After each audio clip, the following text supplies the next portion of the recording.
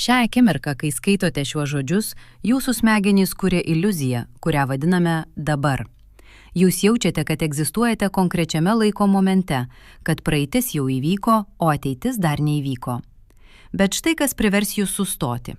Pagal šiuolaikinę fiziką šis jausmas yra fundamentali klaida. Jūsų dabar nėra objektyvi realybė, tai tik jūsų sąmonės konstruktas. Ir dar keisčiau, jūsų dabar skiriasi nuo mano dabar, net jei stovime vienas šalia kito. Tai nėra filosofija, tai fizika, patvirtinta milijonais eksperimentų kiekvieną dieną. 2004 metais Niujorko universiteto fizikas Brianas Grinas paprašė auditorijos atlikti paprastą eksperimentą. Jis paprašė žmonių įsivaizduoti, kad kažkas Andromedos galaktikoje, esančioje už 2 500 000 šviesmečių, šiuo metu vaikšto link jūsų. Tada jis parodė skaičiavimus, kurie sukrėtė visus. Dėl reliatyvumo efektų, tas svetimžemis judantis link jūsų patiria dabar, kuri Žemėje atitinka laiką prieš 500 metų. O jei jis apsisuka ir vaikšto nuo jūsų, jo dabar Žemėje yra 500 metų į ateitį. Tas pats žmogus, tik pakeitus judėjimo kryptį, patiria skirtingus dabar momentus, kurie Žemėje skiriasi 1000 metų. Kaip tai įmanoma? Kaip gali būti, kad dabar priklauso nuo to, kaip judame? Ir jei tai tiesa, kas iš tikrųjų egzistuoja? Viskas prasidėjo 1905 metais, kai 26 metų Albertas Einšteinas, dirbantis Berno patentų biure Šveicarijoje, paskelbė straipsnį, kuris amžiams pakeitė mūsų supratimą apie realybę. Jis pavadino jį apie judančių kūnų elektrodinamiką. Šiandien mes jį žinome kaip specialiąją reliatyvumo teoriją. Einšteinas suprato kažką radikalaus. Laikas nėra absoliutus. Dvi įvykių sekos, kurios vienam stebėtojui atrodo vienu metu, kitam stebėtojui, judančiam skirtingų greičių, gali atrodyti įvykusios skirtingų laikų. Tai nebuvo filosofinė spekulacija, tai buvo matematinis išvada iš paprasto fakto, kad šviesos greitis yra vienodas visiems stebėtojams. Bet tikroji revoliucija įvyko vėliau. 1918 metais vokiečių matematikas Hermanas Minkowskis, buvęs Einšteino profesorius, pateikė radikalią interpretaciją. Jis pasakė, nuo šiol erdvė pati savaime ir laikas pats savaime yra pasmerkti išnykti kaip tik šešėliai ir tik jų tam tikra sąjunga išlaikys nepriklausomą realybę. Minkowskis suprato, kad Einšteino lygtis reiškia kažką gilesnio. Mes gyvename ne trimačiame pasaulyje, kuriame vyksta laikas, o keturmačiame erdvėlaikiame bloke, kur praeitis, dabartis ir ateitis egzistuoja vienodai realiai. Įsivaizduokite filmą. Kai žiūrite filmą, jūs matote kadrą po kadro, tai jūsų dabar. Bet visa filmavimo juosta jau egzistuoja. Pirmasis kadras egzistuoja taip pat realiai, kaip ir paskutinis. Jūsų sąmonė tiesiog juda per juostą, kurdama iliuziją, kad tik dabartinis kadras yra realus. Pagal Blok visatos teoriją, mūsų visata yra panaši. Visas laikas, nuo didžiojo sprogimo iki paskutinės žvaigždės mirties, jau egzistuoja kaip vienas keturmatis objektas. Jūsų gimimas, šis momentas, jūsų mirtis, visi šie įvykiai yra vienodai realūs, tiesiog išdėstyti skirtingose laiko koordinatėse. Tai skamba kaip filosofija, bet fizikai turi įrodymų. Ir šie įrodymai yra tokie kasdieniai, kad jūs naudojatės jais kiekvieną dieną. Kiekvieną kartą, kai naudojate GPS navigaciją savo telefone, jūs pasitikite reliatyvumo teoriją. Virš jūsų galvų 20 000 km aukštyje skrieja 24 palydovai, kurie sudaro GPS sistemą. Šie palydovai turi atominės laikrodžius, tikslius iki milijardinės sekundės dalies. Ir štai kas keista, šie laikrodžiai eina greičiau nei laikrodžiai Žemės paviršiuje. Kiekvieną dieną palydovų laikrodžiai pralenkia Žemės laikrodžius 38 mikrosekundėmis. Kodėl? Dėl dviejų reliatyvumo efektų. Pirma, palydovai juda dideliu greičiu, apie 4 km per sekundę, ir pagal specialiąją reliatyvumo teoriją, judantiems objektams laikas eina lėčiau. Šis efektas sulėtina palydovų laikrodžius 7 mikrosekundėmis per dieną. Bet antra, palydovai yra aukščiau, kur gravitacijos laukas silpnesnis ir pagal bendrąją reliatyvumo teoriją, silpnesnėme gravitacijos lauke laikas eina greičiau. Šis efektas pagreitina palydovų laikrodžius 45 mikrosekundėmis per dieną. Bendras rezultatas 38 mikrosekundės per dieną.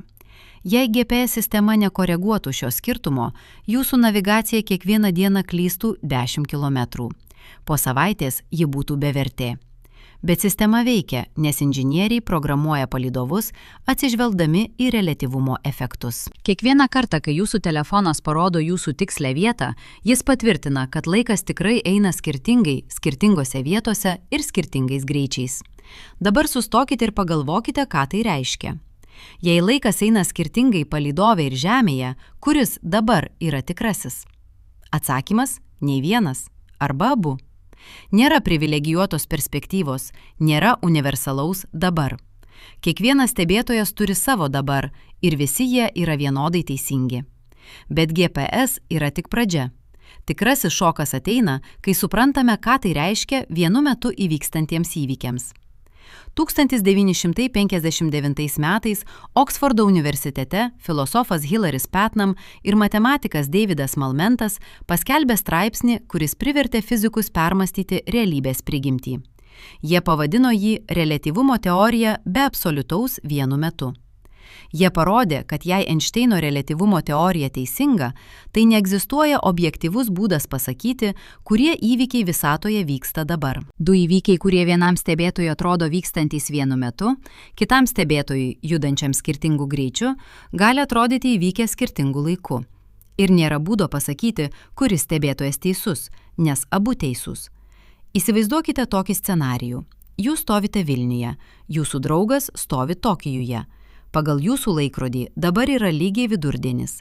Jūs galvojate, dabar Tokijuje yra 8 valandos vakaro ir mano draugas tikriausiai vakarieniauja.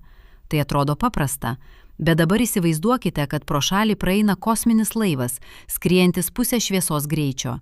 Astronautas tame laive taip pat žiūri į savo laikrodį ir mato dabar, bet jo dabar yra kitoks. Dėl reliatyvumo efektų, jo dabar Tokijuje gali būti valanda į priekį arba valanda atgal, priklausomai nuo to, kuria kryptimi jis skrieja. Kas dar keisčiau, jei astronautas apsisuka ir pradeda skrieti priešingą kryptimi, jo dabar Tokijuje šoka į kitą laiką. Tas pats žmogus, tik pakeitus judėjimo kryptį, patiria visiškai kitokį dabar. Ir nėra būdo pasakyti, kuris dabar yra tikrasis, nes fizikos dėsniai yra vienodi visiems stebėtojams. Tai reiškia kažką radikalaus. Jei nėra universalaus dabar, tai visi laiko momentai turi egzistuoti vienodai. Jūsų vakarykštė diena egzistuoja taip pat realiai kaip šiandien. Jūsų rytdiena taip pat jau egzistuoja, tiesiog kitoje laiko koordinatėje. Visas laikas, praeitis, dabartis, ateitis yra vienas keturmatis blokas, kur viskas jau yra. Fizikas Seanas Carrollas iš Kalifornijos technologijos instituto tai paaiškina taip. Jei reliatyvumo teorija teisinga, tai blokas visata yra neišvengiama išvada. Nėra būdo išsaugoti idėją, kad tik dabartis yra reali ir tuo pačiu išlaikyti reliatyvumo teoriją. 2010 metais jis paskelbė knygą Nuo amžinybės iki čia, kur detaliai paaiškino, kodėl blokas visata yra vienintelis būdas suderinti mūsų patirtį su fizikos dėsniais. Bet jei ateitis jau egzistuoja, kas vyksta su laisva valia? Jei jūsų sprendimai rytoj jau yra išdėstyti keturmačiame bloke, ar jūs tikrai renkatės? Čia prasideda viena didžiausių šiuolaikinės fizikos ir filosofijos diskusijų. Kai kurie mokslininkai, kaip Oksfordo universiteto fizikas Davidas Deutschas, teigia, kad blokas visata nereiškia determinizmo. Jie sako, kad net jei ateitis egzistuoja, jūsų sąmonė vis tiek patiria pasirinkimo procesą ir šis procesas yra realus. Kiti, kaip Masačusetso technologijos instituto fizikas Maksas Tegmarkas, eina dar toliau ir teigia, kad galbūt egzistuoja begalė šakojančių blokas visatų, kur kiekvienas galimas pasirinkimas realizuojamas skirtingoje šakoje. Bet yra ir kitas būdas į tai žiūrėti. Galbūt klausimas, ar turime laisvą valią, yra neteisingai suformuluotas. Galbūt laisva valia nėra apie galimybę pakeisti ateitį, o apie tai, kad jūsų sprendimai yra dalis to, kas sudaro ateitį. Jūsų pasirinkimai nėra atskirti nuo blokas visatos, jie yra jos dalis. Jūs nerenkatės nepriklausomai nuo fizikos dėsnių. Jūsų pasirinkimai yra tai, kaip fizikos dėsniai pasireiškia per jūsų smegenis. Įsivaizduokite upę. Vanduo teka nuo kalnų į jūrą. Ar upė renkasi savo kelią? Viena prasme ne, ji tiesiog seka fizikos dėsnius, tekėdama žemyn pagal gravitaciją.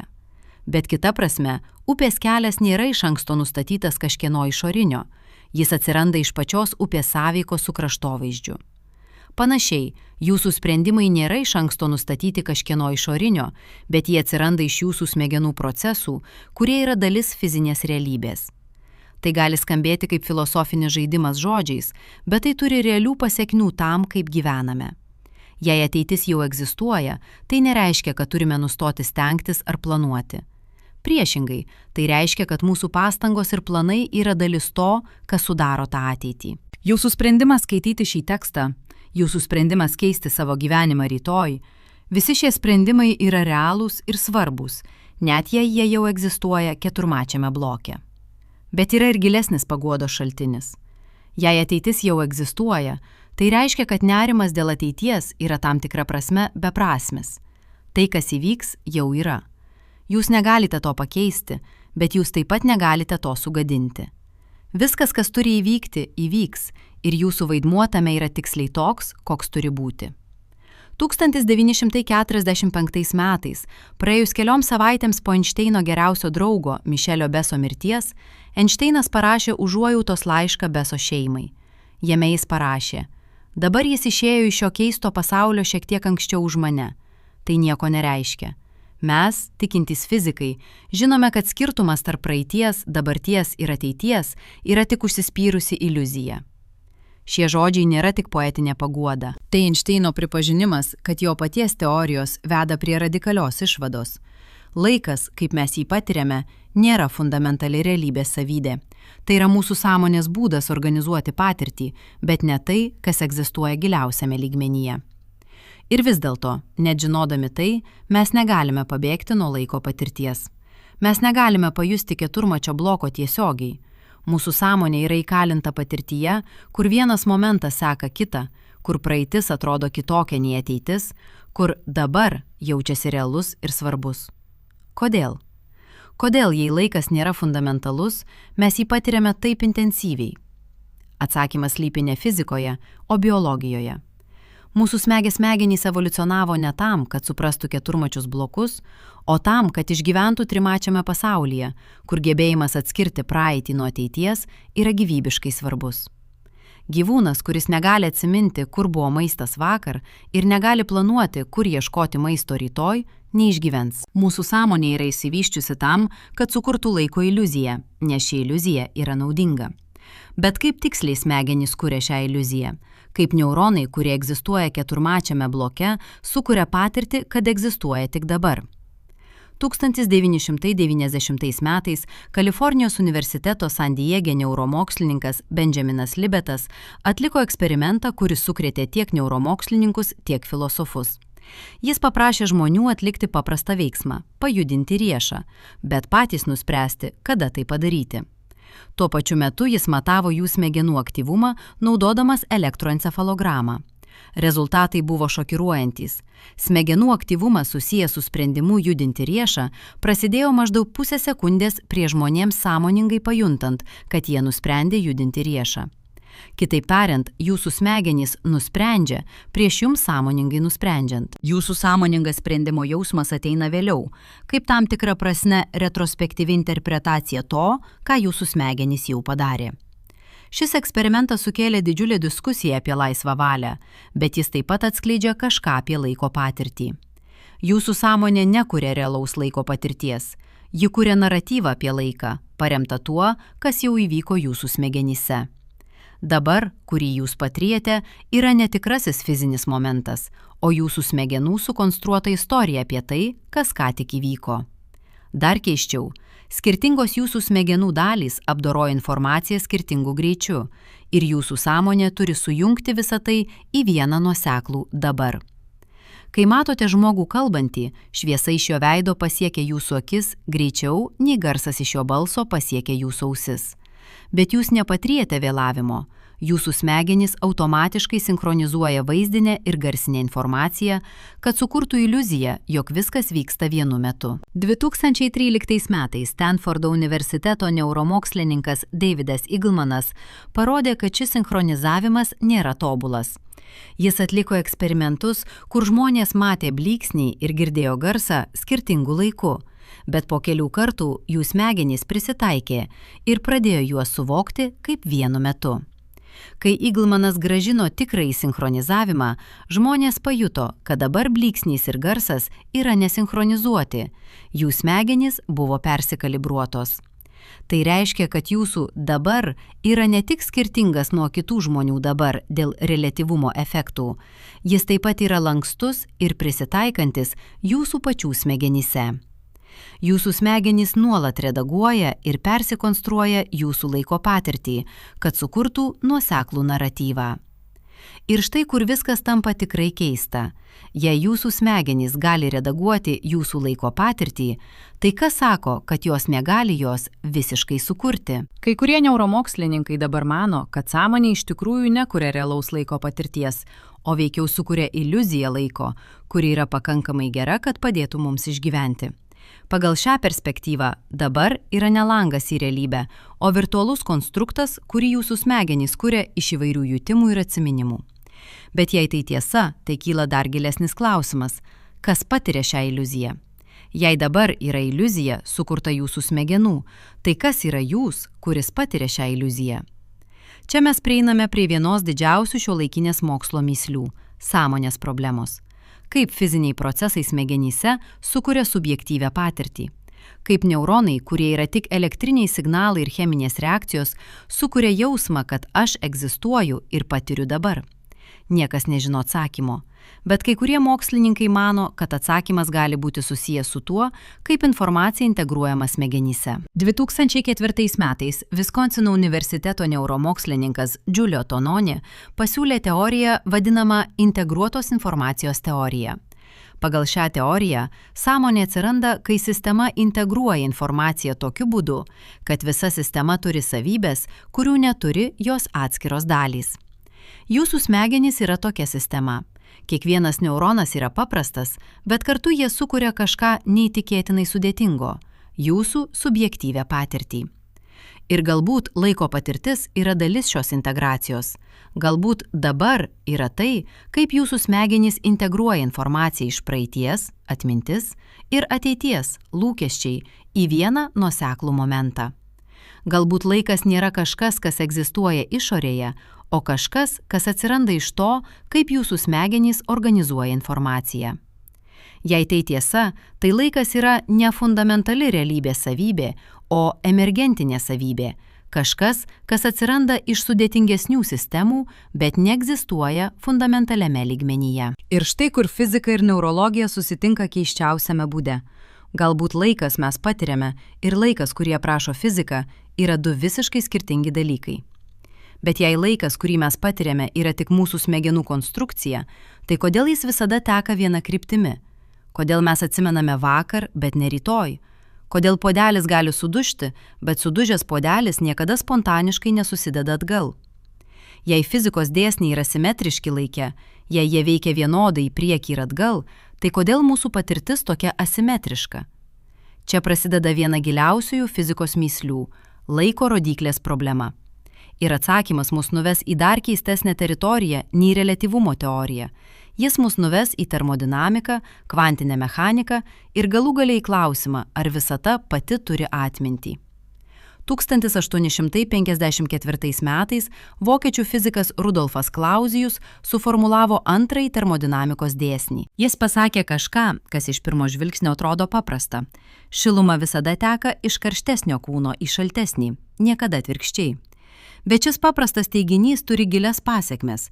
Jis reiškia, kad visata turi kryptį. Rodyklę, kuri rodo iš praeities į ateitį. Clausius įvedė sąvoką, kurią pavadino entropija. Entropija yra netvarkos matas. Antrasis termodinamikos dėsnis sako, kad uždaroje sistemoje entropija visada didėja arba lieka ta pati. Ji niekada nesumažėja. Tvarkinga sistema tampa netvarkinga, bet netvaringa sistema spontaniškai netampa tvarkinga. Tai yra laiko rodyklė, vienintelis fizikos dėsnis, kuris atskiria praeitį nuo ateities.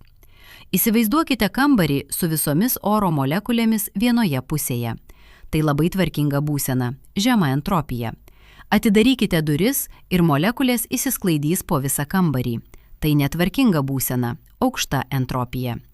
Jūs niekada nematysite, kad visos molekulės spontaniškai sugrįžtų į vieną pusę. Ne todėl, kad tai neįmanoma pagal fizikos dėsnius, tai įmanoma, bet todėl, kad tai neįtikėtinai mažai tikėtina. Yra daug daugiau būdų molekulėms būti išsisklaidžiusioms, nei būti sutelktoms vienoje vietoje. Bet štai kas keista. Pačios fizikos lygtys, kurios aprašo molekulių judėjimą, yra simetriškos laike. Jei jūs filmuotumėte dvi susidurdamas molekulės ir paleistumėte filmą atgal, jūs negalėtumėte pasakyti, kuri kryptis yra tikroji. Abi kryptis atrodo vienodai teisingos pagal fizikos dėsnius. Tai vadinama laiko simetrija arba laiko atgražumu. Tai sukuria paradoksą. Kaip gali būti, kad fundamentalūs fizikos dėsniai yra simetriški laike, bet makroskopinė realybė, mūsų patirtis, yra asimetriška? Kaip iš simetriškų dėsnių atsiranda asimetriška rodyklė? 1879 metais Austrijų fizikas Liudvigas Boltzmanas pateikė atsakymą, kuris buvo tiek genialus, tiek kontroversiškas. Jis pasakė, entropija didėja ne todėl, kad fizikos dėsniai to reikalauja, o todėl, kad tai statistiškai labai tikėtina. Yra daug daugiau būdų sistemai būti netvarkingai nei tvarkingai, todėl sistema natūraliai juda link netvarkos. Bet Boltzmanas suprato kažką dar gilesnio. Jei entropija visada didėja, tai reiškia, kad praeityje ji buvo mažesnė. Ir jei mes einame vis toliau į praeitį, mes prieisime prie momento, kai entropija buvo labai maža, neįtikėtinai tvarkinga būsena. Tas momentas yra didysis sprogimas. Prieš 13 milijardų 800 milijonų metų, kai visata gimė, ji buvo neįtikėtinai tvarkinga. Visa energija ir materija buvo sutelkta begaliai mažame taške, begaliai aukštoje temperatūroje.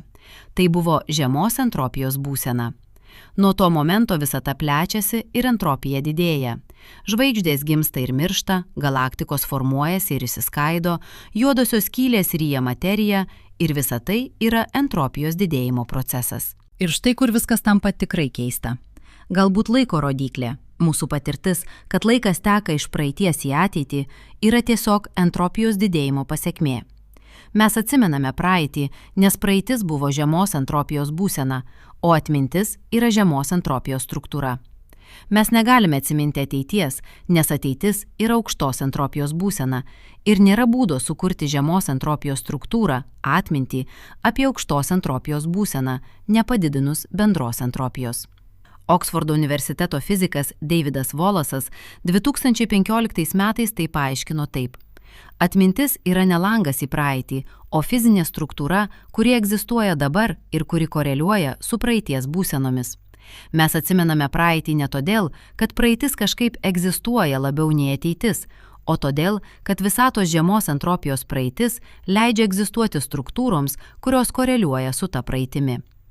Bet jei tai tiesa, tai kyla nepatogus klausimas. Kodėl visata prasidėjo žemos entropijos būsenoje? Kodėl didysis sprogimas buvo toks tvarkingas? Niekas nežino atsakymo. Tai yra viena didžiausių šiuolaikinės kosmologijos mįslių. Kai kurie mokslininkai mano, kad tai tiesiog atsitiktinumas. Mes gyvename visatoje, kuri atsitiktinai prasidėjo žemos entropijos būsenoje. Ir jei ji būtų prasidėjusi kitaip, mes čia nebūtume, kad apie tai diskutuotume. Kiti mano, kad galbūt yra gilesnis paaiškinimas, susijęs su kvantinė mechanika arba su daugialypėmis visatomis. Bet yra ir dar radikalesnis būdas į tai žiūrėti. Galbūt klausimas, kodėl visata prasidėjo žemos entropijos būsenoje, yra neteisingai suformuluotas. Galbūt visata neprasidėjo, galbūt ji visada egzistavo kaip keturmatis blokas ir tai, ką mes vadiname didžiuoju sprogimu, yra tiesiog vienas galas šio bloko, kur entropija atsitiktinai yra maža. Kalifornijos technologijos instituto fizikas Seanas Carrollas pasiūlė dar keistesnę idėją. 2010 metais jis paskelbė teoriją, kad galbūt mūsų visata yra tik viena iš begalės visatų, kurios atsiranda iš kvantinių fluktuacijų, amžinai egzistuojančioje erdvėje laike. Kai kurios iš šių visatų atsitiktinai prasideda žemos entropijos būsenoje ir tik tokiose visatose gali egzistuoti gyvybė ir sąmonė. Mes gyvename tokioje visatoje ne todėl, kad ji yra speciali, o todėl, kad tik tokioje visatoje galime gyventi. Tai vadinama antropiniu principu ir jis yra vienas kontroversiškiausių šiuolaikinės fizikos idėjų. Bet jis rodo, kaip giliai laiko rodyklės problema yra susijusi su pačia mūsų egzistencija. Dabar pereikime prie dar keistesnės teritorijos – kvantinės mechanikos. Nes jei reliatyvumo teorija sako, kad laikas yra reliatyvus, tai kvantinė mechanika sako kažką dar keistesnio. Galbūt laikas iš viso neegzistuoja fundamentaliame lygmenyje. 1927 metais vokiečių fizikas Werneris Heisenbergas suformulavo neapibrėžtumo principą. Jis pasakė, kad negalima vienu metu tiksliai žinoti dalelės padėties ir greičio. Kuo tiksliau žinote vieną, tuo mažiau tiksliai žinote kitą. Tai nėra tik matavimo problema, tai fundamentali realybės savybė. Dalelė iš tikrųjų neturi tikslios padėties ir greičio vienu metu. Bet Heisenbergo principas taikomas ne tik padėčiai ir greičiui, jis taikomas ir energijai, ir laikui. Yra neapibrėžtumo santykis tarp energijos ir laiko. Kuo trumpesnis laiko intervalas, tuo didesnė energijos neapibrėžtis. Tai reiškia, kad labai trumpais laiko intervalais, kvantinio lygmens intervalais, energija gali svyruoti laukiniais būdais. Šios svyravimai vadinami kvantinėmis fluktuacijomis ir jos yra visur. Net tuščioje erdvėje, net absoliučiame nulyje, kvantinės fluktuacijos nuolat kuria ir naikina virtualias daleles. Šios dalelės egzistuoja tik akimirką, per trumpai, kad būtų tiesiogiai stebimos, bet jos turi realius efektus. Jos keičia elektronų energijos lygius atomuose, jos sukelia jėgą tarp dviejų artimų metalinių plokščių – Kazimiero efektas. Jos net prisideda prie visatos plėtimosi. Bet štai kas keista. Jei laikas gali svyruoti kvantinėme lygmenyje, tai kas yra laikas fundamentaliame lygmenyje? Galbūt fundamentaliame lygmenyje laikas iš viso neegzistuoja. Galbūt jis yra tik emergentinė savybė, kuri atsiranda, kai žiūrime į didelius makroskopinius objektus. 1967 metais amerikietis fizikas Johnas Wheeleris ir jo studentas Bryce'as Devitas išvedė lygtį, kuri aprašo visatos kvantinę būseną. Ši lygtis, vadinama Wheelerio-Devito lygtimi, turi keistą savybę. Joje nėra laiko kintamojo. Lygtis aprašo visatos būseną, bet ji neaprašo, kaip ši būsena keičiasi laike, nes lygtis neturi laiko.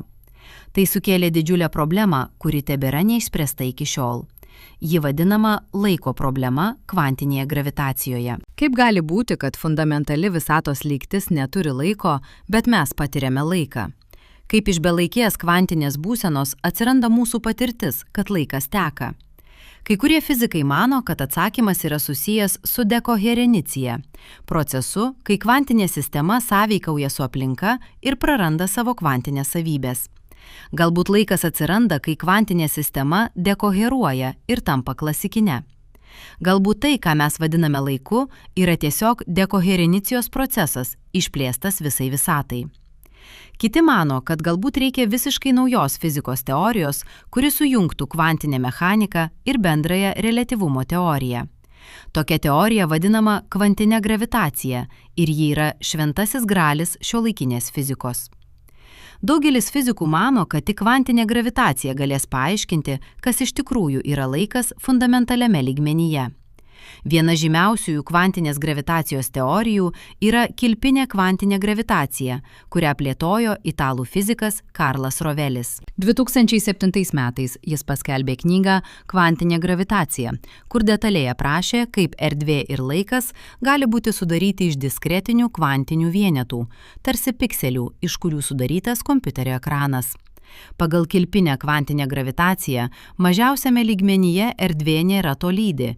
Ji sudaryta iš mažyčių kilpų, kurių dydis yra Planko ilgis – 0,00034,116 metro. Tai neįsivaizduojamai mažas dydis – milijardų kartų mažesnis už atomo branduolį. Šiame mastelyje erdvė yra granuliuota, tarsi smėlis paplūdimyje, kuris iš tolo atrodo lygus, bet iš arti yra sudarytas iš atskirų grūdelių. Ir laikas? Pagal Rovelį laikas taip pat yra granuliuotas. Egzistuoja mažiausias laiko intervalas – Planko laikas – 0,0004301 sekundė. Trumpesnio laiko intervalo nėra. Laikas nešoka tolygiai, o šokinėja diskretiniais žingsniais, tarsi kadrai filme. Bet Rovelis eina dar toliau. Jis teigia, kad fundamentaliame lygmenyje laikas iš viso neegzistuoja kaip universali visur vienoda savybė. Vietoj to laikas yra lokalus, reliatyvus ir jis atsiranda tik iš sąveikų tarp sistemų. 2017 metais jis paskelbė knygą Laiko tvarka, kur jis rašo: Pasaulis nėra sudarytas iš dalykų, kurie keičiasi laike. Pasaulis sudarytas iš įvykių. Skirtumas tarp daikto ir įvykio yra tas, kad daiktas išlieka laike, o įvykis turi ribotą trukmę. Pagal šią perspektyvą fundamentali realybė nėra objektai egzistuojantis erdvėje ir laike, o įvykiai, procesai, sąveikos, pokyčiai. Laikas nėra scena, kurioje vyksta įvykiai. Laikas yra pats įvykių tinklas. Įsivaizduokite ne filmą, o nuotraukų albumą. Kiekviena nuotrauka yra įvykis. Nėra laiko jungančio nuotraukas, yra tik santykiai tarp nuotraukų. Viena nuotrauka rodo jūsų vaikystę, kita jūsų paauglystę, trečia jūsų senatvę. Jūs galite sudėlioti jas į seką ir pasakyti, tai yra laiko tvarka. Bet ši tvarka nėra kažkas, kas egzistuoja nepriklausomai nuo nuotraukų. Ji yra tik būdas organizuoti santykius tarp jų. Panašiai, pagal Rovelį, laikas yra tik būdas organizuoti santykius tarp įvykių. Fundamentaliame lygmenyje nėra universalaus laiko. Yra tik tinklas sąveikų ir tai, ką mes vadiname laiku, yra mūsų būdas aprašyti šį tinklą.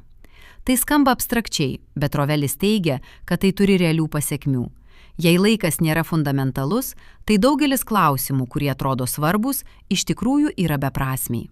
Klausimas, kas buvo prieš didįjį sprogimą, yra beprasmis, nes prieš reiškia laiko santykį, o laikas pats atsirado su didžiuoju sprogimu. Klausimas, ar visata turės pabaigą laike, yra beprasmis, nes fundamentaliame lygmenyje nėra universalaus laiko, kuriame visata galėtų turėti pabaigą. Bet jei tai tiesa, tai kaip mes turėtume galvoti apie save? Jei laikas nėra fundamentalus, tai kas yra aš, kuris patiria laiką? Rovelis turi atsakymą, kuris yra tiek gražus, tiek nerimą keliantis.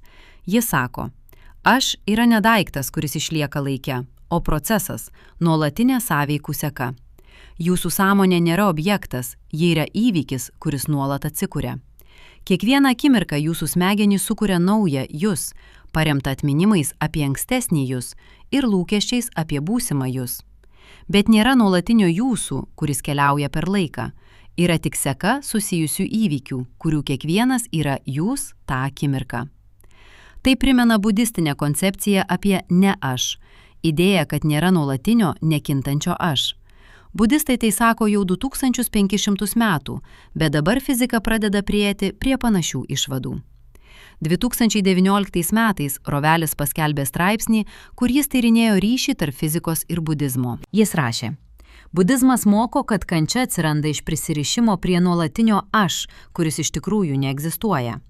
Fizika moko, kad laikas, kuriame šis aš turėtų egzistuoti, taip pat neegzistuoja fundamentaliame lygmenyje. Galbūt abi šios įžvalgos rodo į tą pačią gilią tiesą apie realybės prigimtį. Bet ne visi fizikai sutinka su Roveliu. Kai kurie mano, kad laikas yra fundamentalus ir kad kvantinė mechanika ir reliatyvumo teorija turi būti modifikuotos, kad tai atspindėtų. Vienas žymiausių šios pozicijos gynėjų yra kanadietis fizikas Lis Smolinas.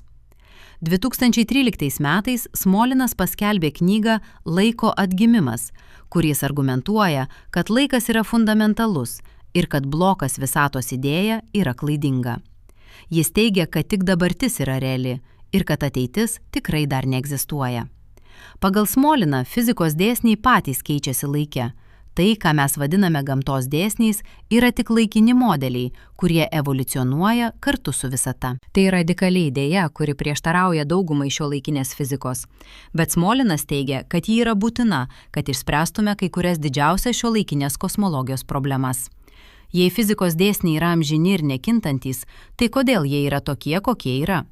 Kodėl gamtos konstantos, šviesos greitis, gravitacijos konstanta, elektrono krūvis turi būtent tokias vertes, kurios leidžia egzistuoti gyvybei? Smolinas teigia, kad galbūt šios konstantos nėra amžinos, galbūt jos evoliucionavo laike ir mes gyvename visatoje, kuri atsitiktinai išsivystė į būseną palankę gyvybei.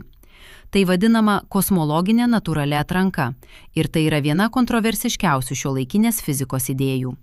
Bet ji rodo, kaip giliai laiko klausimas yra susijęs su visomis kitomis fundamentaliomis fizikos problemomis. Taigi, kur mes dabar esame?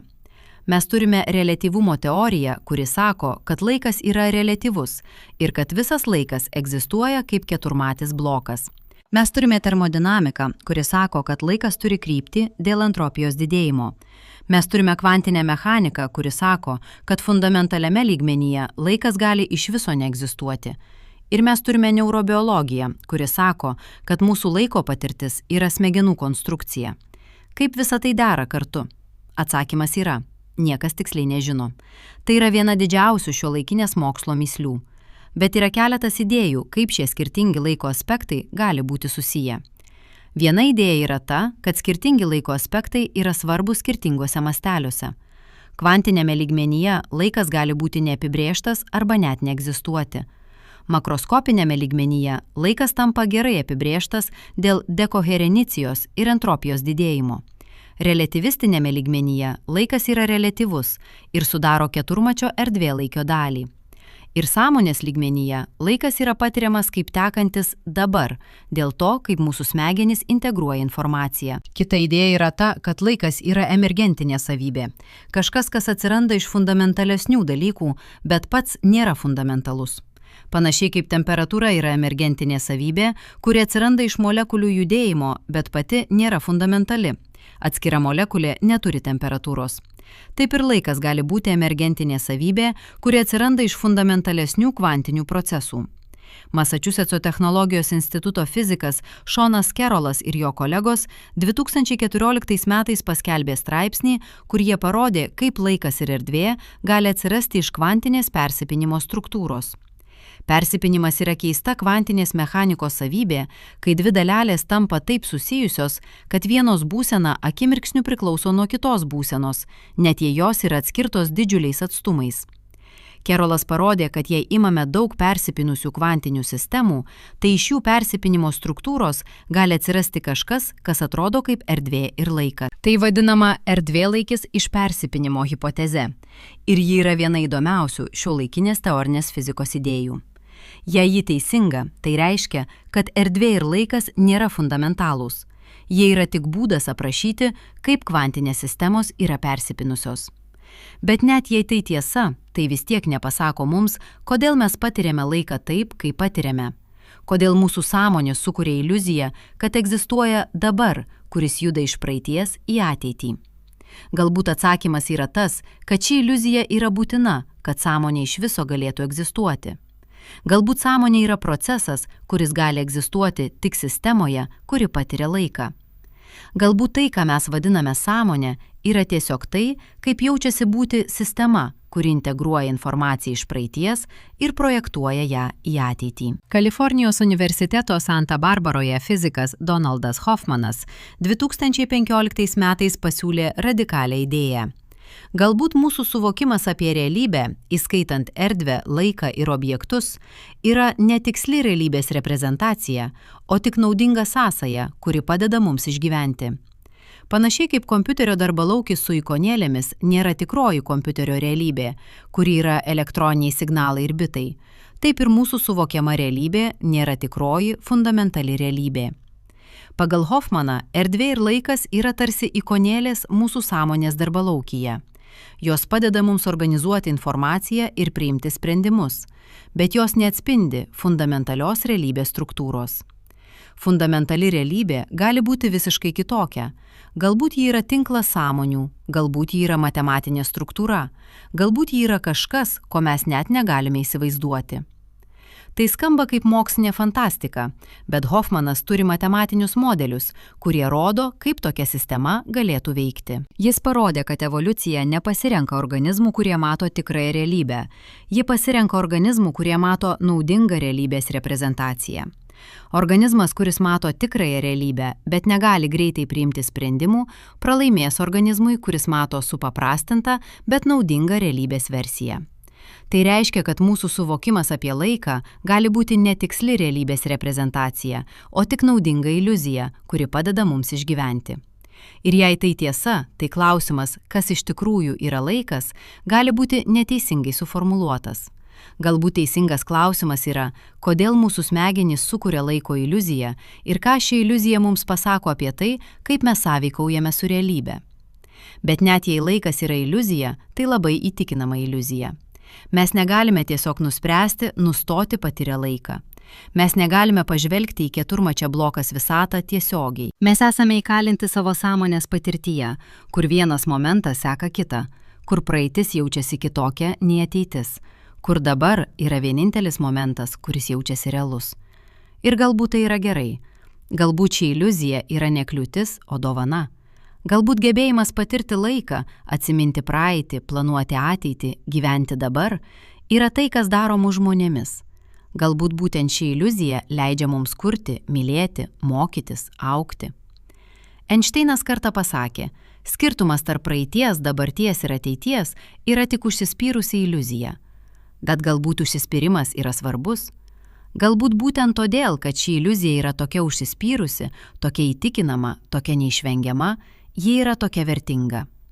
Mes gyvename keistame pasaulyje, kur laikas yra reliatyvus, kur dabar priklauso nuo to, kaip judame, kur praeitis, dabartis ir ateitis galbūt egzistuoja vienodai. Pasaulyje, kur fundamentaliame lygmenyje laikas gali iš viso neegzistuoti, bet makroskopinėme lygmenyje jis yra viena svarbiausių mūsų patirties savybių.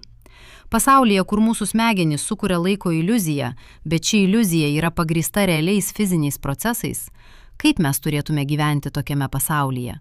Kaip turėtume galvoti apie savo gyvenimus, savo pasirinkimus, savo ateitį, žinodami, kad laikas gali būti ne tai, kuo mes manėme jį esant. Galbūt atsakymas yra paprastas – gyventi autentiškai. Jei ateitis jau egzistuoja keturmačiame bloke, tai nereiškia, kad mūsų pasirinkimai nėra svarbūs. Tai reiškia, kad mūsų pasirinkimai yra dalis to, kas sudaro tą ateitį.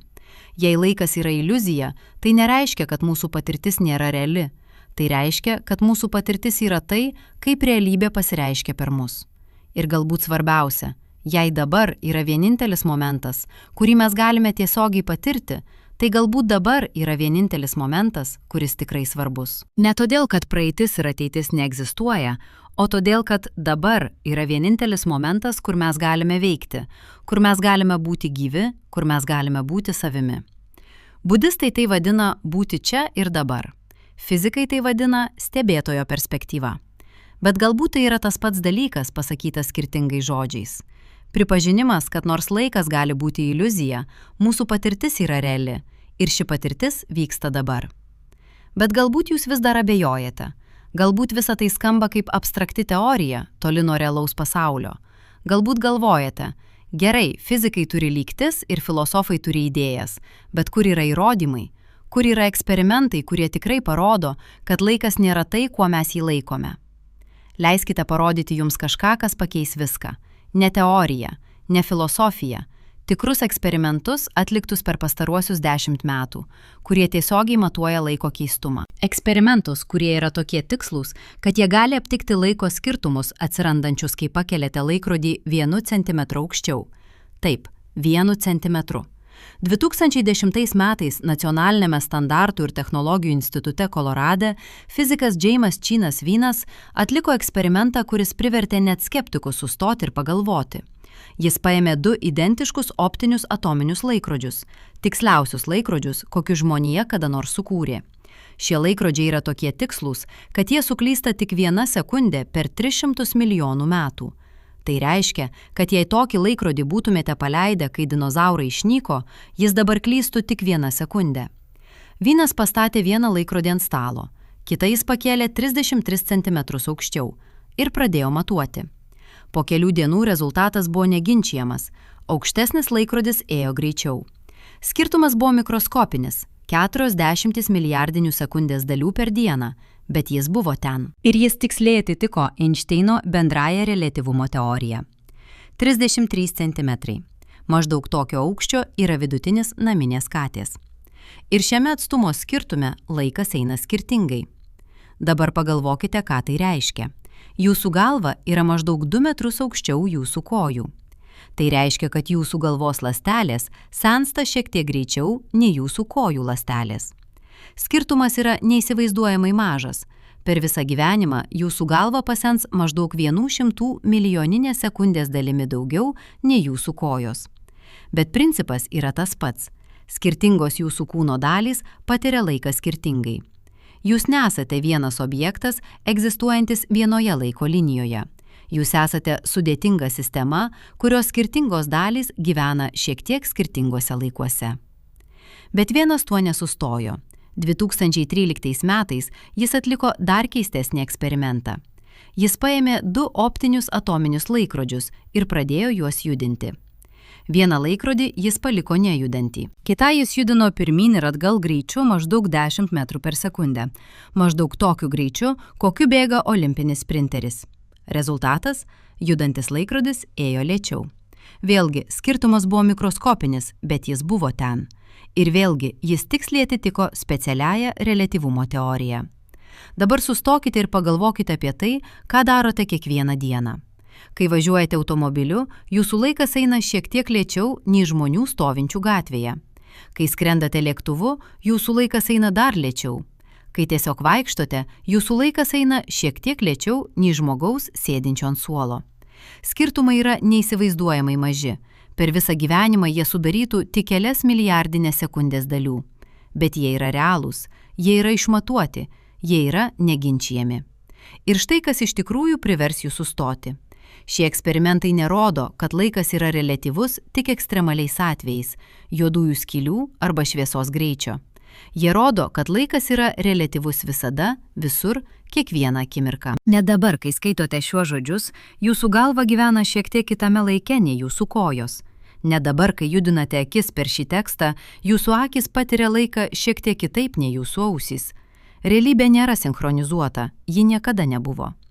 Bet galbūt vis dar galvojate, gerai, laikas yra reliatyvus, bet tai vis tiek nereiškia, kad ateitis jau egzistuoja. Galbūt laikas teka skirtingais greičiais, bet jis vis tiek teka, ar ne? Leiskite parodyti jums eksperimentą, kuris užduoda šį klausimą dar aštriau. 2019 metais tarptautinė fizikų komanda, vadovaujama Wolfgango Titelo iš Vienos universiteto, atliko eksperimentą su kvantinė persipynusia fotonų pora. Jie sukūrė 2 fotonus, kurie buvo kvantiškai persipynę. Tai reiškia, kad jų būsenos buvo susijusios taip, kad matavimas vieno fotono akimirksniu paveikia kitą, net jei jie yra atskirti didžiuliais atstumais. Bet štai kur viskas tampa keista. Jie išmatavo vieną fotoną prieš sukurdami kitą. Perskaitykite tai dar kartą. Jie išmatavo fotoną prieš jo dvynys net egzistavo. Kaip tai įmanoma? Pagal klasikinę logiką tai neįmanoma. Negalite išmatuoti kažko, kas dar neegzistuoja. Bet kvantinė mechanika neleidžia klasikinės logikos. Eksperimente matavimas pirmojo fotono paveikė antrojo fotono būseną, net kai antrasis fotonas dar nebuvo sukurtas. Priežastis paveikė pasekmę atgalinė kryptimi laike. Tai vadinama atidėto pasirinkimo eksperimentu. Ir jis buvo pasiūlytas paties Einšteino ir jo kolegos Johno Wheelerio dar 7-ajame dešimtmetyje. Bet tik dabar technologija tapo pakankamai pažangi, kad jį būtų galima atlikti. Ir rezultatai yra neginčijami. Kvantinėme lygmenyje ateitis gali paveikti praeitį. Arba tiksliau, kvantinėme lygmenyje nėra aiškaus skirtumo tarp praeities ir ateities. Yra tik tinklas sąveikų, kurios nesilaiko mūsų įprastos laiko tvarkos. Fizikas Johnas Wheeleris, kuris mirė 2008 metais, tai paaiškino taip. Mes gyvename dalyvaujančioje visatoje. Praeitis nėra fiksuota, ji priklauso nuo to, ką mes darome dabar. Mūsų matavimas dabar nusprendžia, kas įvyko praeityje. Tai skamba kaip mokslinė fantastika, bet tai yra eksperimentinis faktas. Dabar leiskite parodyti jums dar vieną eksperimentą, kuris eina dar toliau. 2021 metais Kinijos mokslininkų komanda, vadovaujama Jian Weipano iš Mokslo ir technologijų universiteto Hefėjuje, sukūrė kvantinį kompiuterį, kuris gali simuliuoti laiko atgręžimą. Jie paėmė kvantinę sistemą, leido jai evoliucionuoti į priekį laike, o tada panaudojo specialų kvantinį algoritmą, kad atsuktų evoliuciją atgal. Rezultatas – Sistema grįžo į savo pradinę būseną. Jie priverčia laiką tekti atgal.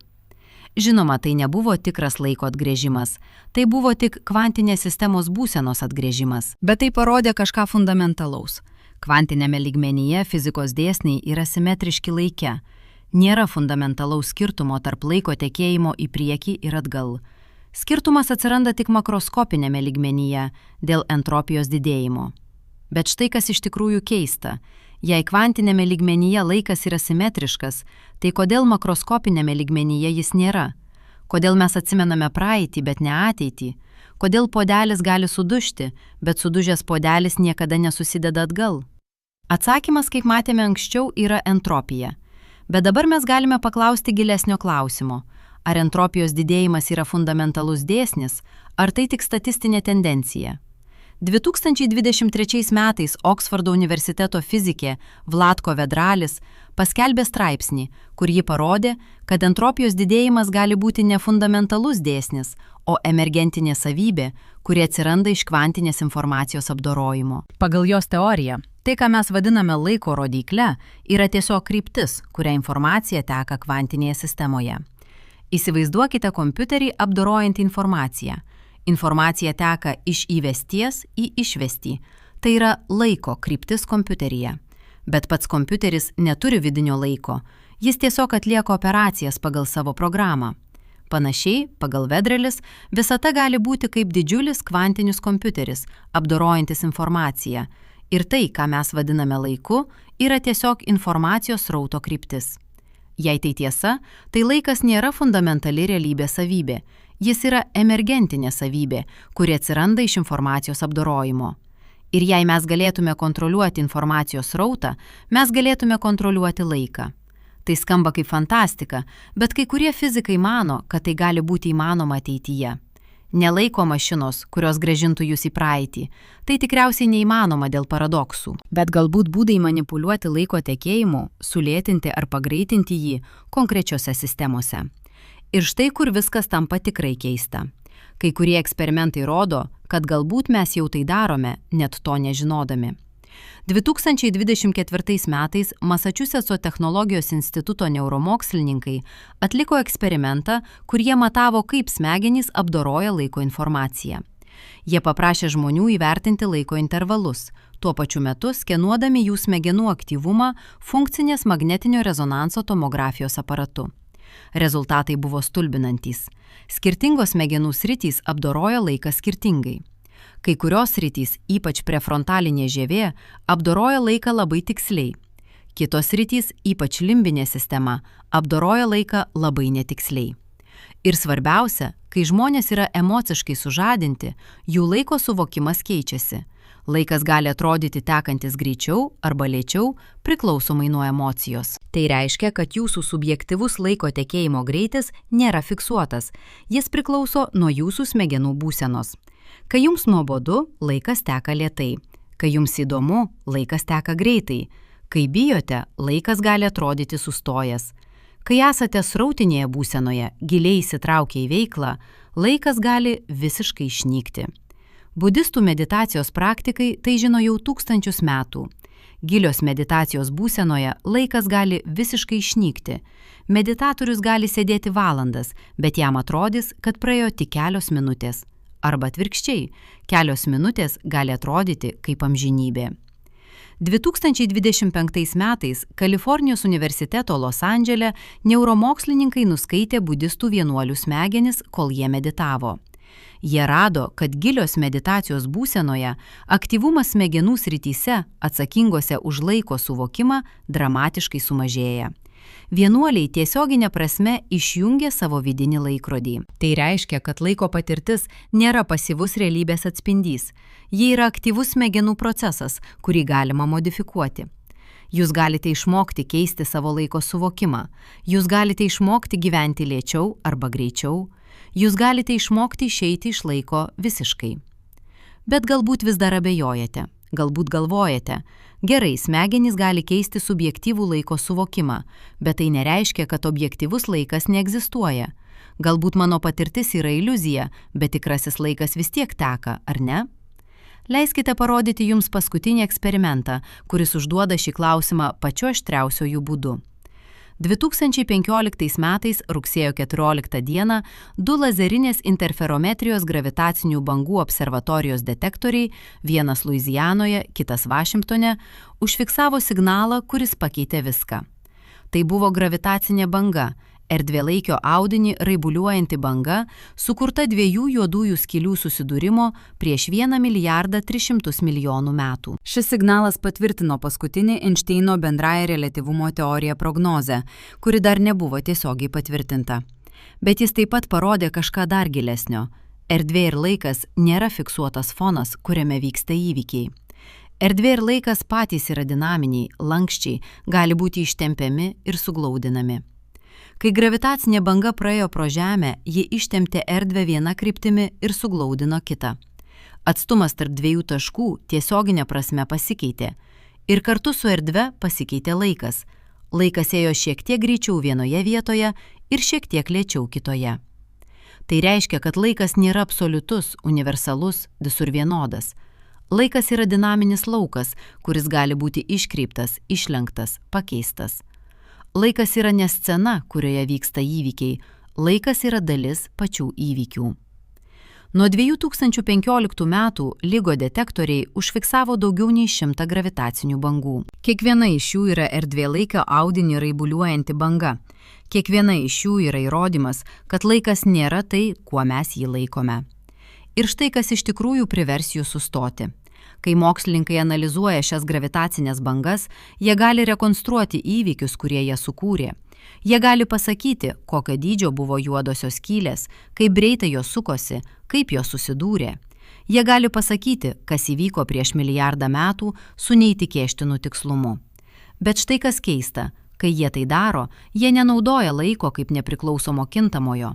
Jie naudoja erdvėlaikio geometriją. Jie aprašo įvykius ne kaip tai įvyko tuo laiku, o kaip tai yra erdvėlaikio geometrijos dalis. Laikas nėra nepriklausomas parametras, jis yra tik viena iš 4 erdvėlaikio koordinačių. Tai reiškia, kad net praktinėje astrofizikoje, net analizuojant realius stebėjimus, fizikai nenaudoja laiko taip, kaip mes jį naudojame kasdienėje kalboje. Jie nenaudoja laiko kaip kažko, kas teka. Jie naudoja laiką kaip geometrinę koordinatę keturmačiame bloke. Ir štai kur viskas susijungia. Visi šie eksperimentai – optiniai atominiai laikrodžiai, kvantiniai persipynę fotonai, kvantiniai kompiuteriai, smegenų skenavimas, gravitacinių bangų detektoriai – visi jie rodo tą patį. Laikas nėra tai, kuo mes jį laikome. Laikas nėra universalus, absoliutus, visur vienodas. Laikas nėra kažkas, kas teka nepriklausomai nuo mūsų. Laikas yra reliatyvus, dinaminis, emergentinis, subjektyvus. Ir svarbiausia, laikas gali būti ne fundamentali realybės savybė, o tik būdas, kuriuo mes, kaip sąmoningi stebėtojai, organizuojame savo patirtį. Bet jei tai tiesa, tai kas mes esame? Jei laikas, kuriame mes gyvename, yra iliuzija, tai kas yra mes, kurie patiria šią iliuziją? Čia mes prieiname prie pačio giliausio klausimo. Ne klausimo apie laiką, o klausimo apie sąmonę. Nes galbūt laikas ir sąmonė yra neatskiriamai susiję. Galbūt negalima suprasti vieno be kito. 2026 metais tarptautinė neuromokslininkų ir fizikų komanda paskelbė straipsnį, kuris pasiūlė radikalią hipotezę. Galbūt sąmonė yra tai, kaip jaučiasi būti sistema, kuri integruoja informaciją per laiką. Galbūt subjektyvus laiko tekėjimo jausmas nėra atsitiktinė sąmonės savybė. Galbūt jis yra pati sąmonės esmė. Pagal šią hipotezę, sistema yra sąmoninga tiek, kiek ji gali integruoti informaciją iš praeities ir projektuoti ją į ateitį. Akmuo nėra sąmoningas, nes jis neintegruoja informacijos per laiką. Jis tiesiog yra. Termostaras yra minimaliai sąmoningas, nes jis integruoja informaciją apie temperatūrą ir reaguoja į ją. Žmogus yra labai sąmoningas, nes jis integruoja milžinišką kiekį informacijos iš praeities, atmintis, dabarties, suvokimas ir ateities, lūkesčiai. Ir galbūt tai, ką mes vadiname dabar, subjektyvus jausmas, kad egzistuoja dabartinis momentas, yra tiesiog tai, kaip jaučiasi būti sistema, kuri atlieka šią integraciją. Dabar nėra objektyvi realybės savybė, jis yra subjektyvi patirtis, kuri atsiranda iš informacijos integravimo proceso. Jei tai tiesa, tai sąmonė ir laikas yra dvi tos pačios monetos pusės. Negalite turėti vieno be kito. Sąmonė be laiko būtų tiesiog statinė būsena, ne patirtis, o tik būsena. Laikas be sąmonės būtų tiesiog geometrinė koordinatė, ne patirtis, o tik matematinis parametras. Bet kartu, sąmonė integruojant informaciją per laiką, atsiranda kažkas naujo. Atsiranda subjektyvus aš, kuris patiria dabar, kuris atsimena vakar ir planuoja rytoj.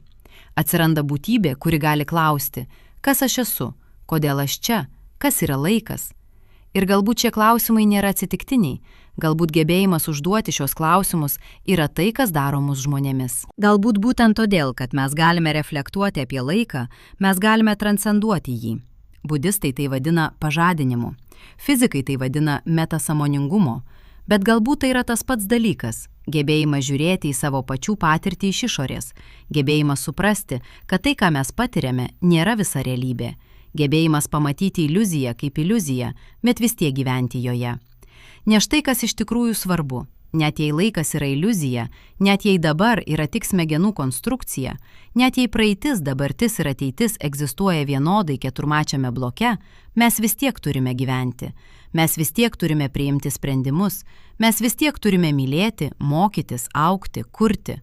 Ir galbūt žinojimas, kad laikas nėra tai, kuo mes jį laikome, nedaro mūsų gyvenimų mažiau prasmingais. Galbūt tai daro juos prasmingesniais.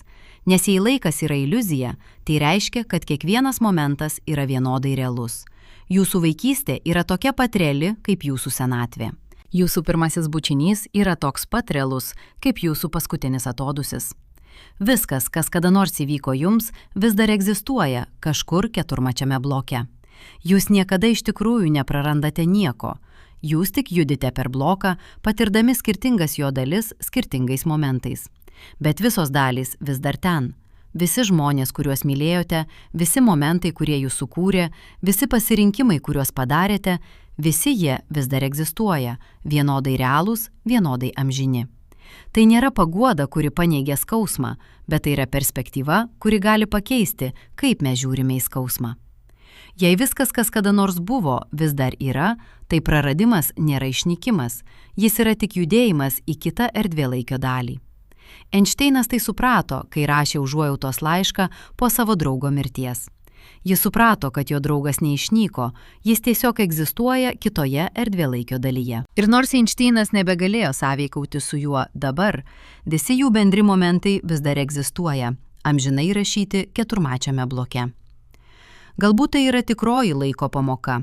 Ne tai, kad laikas neegzistuoja, o tai, kad viskas egzistuoja amžinai. Ne tai, kad dabar yra iliuzija, o tai, kad kiekvienas dabar yra amžinas. Ne tai, kad turime nustoti gyventi laike, o tai, kad turime suprasti, jog gyvename amžinybėje. Ir galbūt tai keičia viską. Galbūt tai keičia, kaip mes žiūrime į savo pasirinkimus, į savo santykius, į savo gyvenimus. Jei kiekvienas momentas yra amžinas, tai kiekvienas momentas yra begalinės svarbos. Jei viskas, ką darome, amžinai lieka keturmačiame bloke, tai viskas, ką darome, turi amžiną reikšmę. Tai nėra našta, tai yra dovana. Dovana žinoti, kad jūsų gyvenimas nėra laikinas, trumpalaikis, išnykstantis. Jūsų gyvenimas yra amžinas, įrašytas į pačią visatos struktūrą, neatskiriamai susijęs su viskuo, kas kada nors buvo ir kada nors bus. Jūs nesate laikinas reiškinys, atsirandantis ir išnykstantis laiko sraute. Jūs esate amžinas įvykių modelis, išsidėstęs keturmačiame erdvėlaikyje, susietas su visa visata, nepertraukiama priežasčių ir pasekmių grandinė. Ir galbūt tai yra tikroji prasmė. Neieškoti prasmės už gyvenimo ribų, o suprasti, kad pats gyvenimas, kiekvienas momentas, kiekvienas pasirinkimas, kiekviena patirtis yra prasmė. Nes kiekvienas iš šių momentų yra amžinas ir visi jie kartu sudaro tai, kas jūs esate. Laikas neegzistuoja, bet jūs egzistuojate amžinai. Bet dabar sustokime. Sustokime prie pačio krašto, kur fizika baigėsi ir prasideda kažkas gilesnio. Nes mes galime kalbėti apie eksperimentus, lygtis, atominius laikrodžius, gravitacinės bangas. Mes galime matuoti laiko skirtumus iki milijardinių sekundės dalių. Mes galime įrodyti, kad laikas yra reliatyvus, dinaminis, emergentinis. Bet yra vienas klausimas, į kurį fizika negali atsakyti. Vienas klausimas, kuris lieka net po visų eksperimentų, net po visų įrodymų. Kodėl tai jaučiasi taip realiai? Kodėl net žinodami, kad dabar yra iliuzija, mes vis tiek jaučiame, kad egzistuojame būtent šioje akimirkoje? Kodėl net žinodami, kad praeitis, dabartis ir ateitis egzistuoja vienodai, mes vis tiek jaučiame, kad tik dabartis yra gyva? Kodėl net žinodami, kad laikas gali būti tik mūsų smegenų konstrukcija, mes vis tiek negalime ištrūkti iš jo? Čia fizika nutyla, čia prasideda filosofija. Ir čia prasideda tikrasis klausimas apie tai, kas mes esame. Įsivaizduokite, kad pažadinsite rytoj ir viskas, ką sužinojate apie laiką, staiga taps tiesioginė patirtimi. Jūs pamatysite keturmačią blokas visatą tiesiogiai. Jūs pamatysite savo gimimą, savo vaikystę, šią akimirką, savo senatvę, savo mirtį, viską vienu metu, kaip vieną keturmačią struktūrą. Jūs pamatysite, kad nėra dabar, kuris juda, yra tik amžinas keturmatis modelis, kuriame viskas jau yra. Kaip tai jaustųsi? Ar jūs vis tiek būtumėte jūs? Ar jūs vis tiek turėtumėte sąmonę, jei nebepatirtumėte laiko tekėjimo? Niekas nežino atsakymo, bet šis klausimas atskleidžia kažką fundamentalaus. Galbūt sąmonė ir laiko patirtis yra neatskiriamai susiję ne todėl, kad laikas yra realus, o todėl, kad sąmonė yra procesas, kuris gali egzistuoti tik patirdamas laiką. Pagalvokite apie tai, kas yra sąmonė. Tai ne daiktas, tai ne objektas, kurį galite paimti ir ištirti. Sąmonė yra procesas, nuolatinis informacijos integravimas, nuolatinis atsiminimų ir lūkesčių sujungimas, nuolatinis aš kūrimas iš praeities ir ateities. Jei sustabdytumėte šį procesą, jei užšaldytumėte sąmonę vienoje akimirkoje, ar ji vis tiek būtų sąmonė? Arba ji būtų tik statinė būsena, be patirties, be aš, be gyvenimo? Galbūt tai yra atsakymas į mūsų klausimą. Galbūt sąmonė negali egzistuoti be laiko patirties, ne todėl, kad laikas yra objektyviai realus, o todėl, kad sąmonė yra procesas, kuris apibrėžiamas per laiką. Sąmonė yra ne daiktas esantis laike. Sąmonė yra pats laiko patyrimas. Ir jei tai tiesa, tai dabar, kurį mes patiriame, nėra langas į objektyvę realybę. Dabar yra pati sąmonė. Būti sąmoningam reiškia patirti dabar. Ir patirti dabar reiškia būti sąmoningam. Tai yra ciklinis apibrėžimas. Bet galbūt kai kurie dalykai yra cikliniai ne todėl, kad mes blogai juos apibrėžiame, o todėl, kad jie iš tikrųjų yra cikliniai. Galbūt sąmonė ir laikas yra kaip dviejų veidrodžių begalinė refleksija, kiekvienas atspindi kitą ir negalite pasakyti, kuris yra pirminis. Budistai tai supranta jau tūkstančius metų. Jie sako, forma yra tuštuma, tuštuma yra forma. Tai skamba kaip mistinis paradoksas, bet galbūt tai yra tiksliausias būdas aprašyti santykį tarp sąmonės ir laiko. Sąmonė sukuria laiko patirtį, bet laiko patirtis sukuria sąmonę. Nei vienas nėra pirminis. Abu atsiranda kartu, vienas iš kito. Ir galbūt tai yra tikroji pamoka. Ne tai, kad laikas neegzistuoja, o tai, kad klausimas, ar laikas egzistuoja, yra neteisingai suformuluotas. Laikas egzistuoja kaip patirtis. Laikas neegzistuoja kaip objektyvi realybė. Abi šios teiginiai yra teisingi vienu metu, nes jie kalba apie skirtingus dalykus. Tai primena kvantinės mechanikos bangų dalelių dualumą.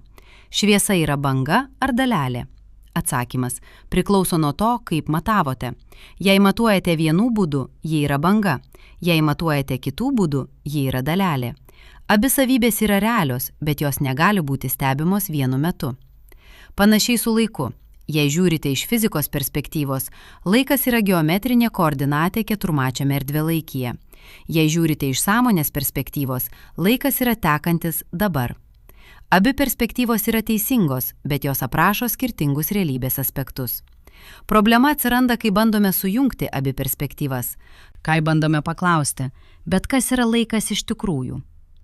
Galbūt šis klausimas neturi atsakymo ne todėl, kad mes dar nežinome pakankamai, o todėl, kad klausimas pats yra neteisingas.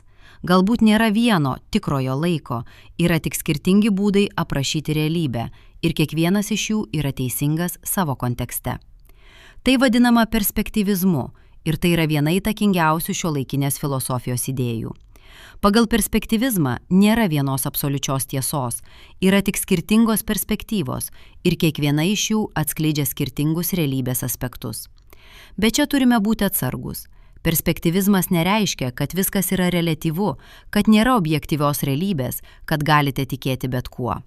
Fizikos dėsniai yra objektyvūs, jie veikia vienodai visiems stebėtojams. Eksperimentų rezultatai yra objektyvūs, jie yra tokie, kokie yra, nepriklausomai nuo to, ką mes apie juos manome.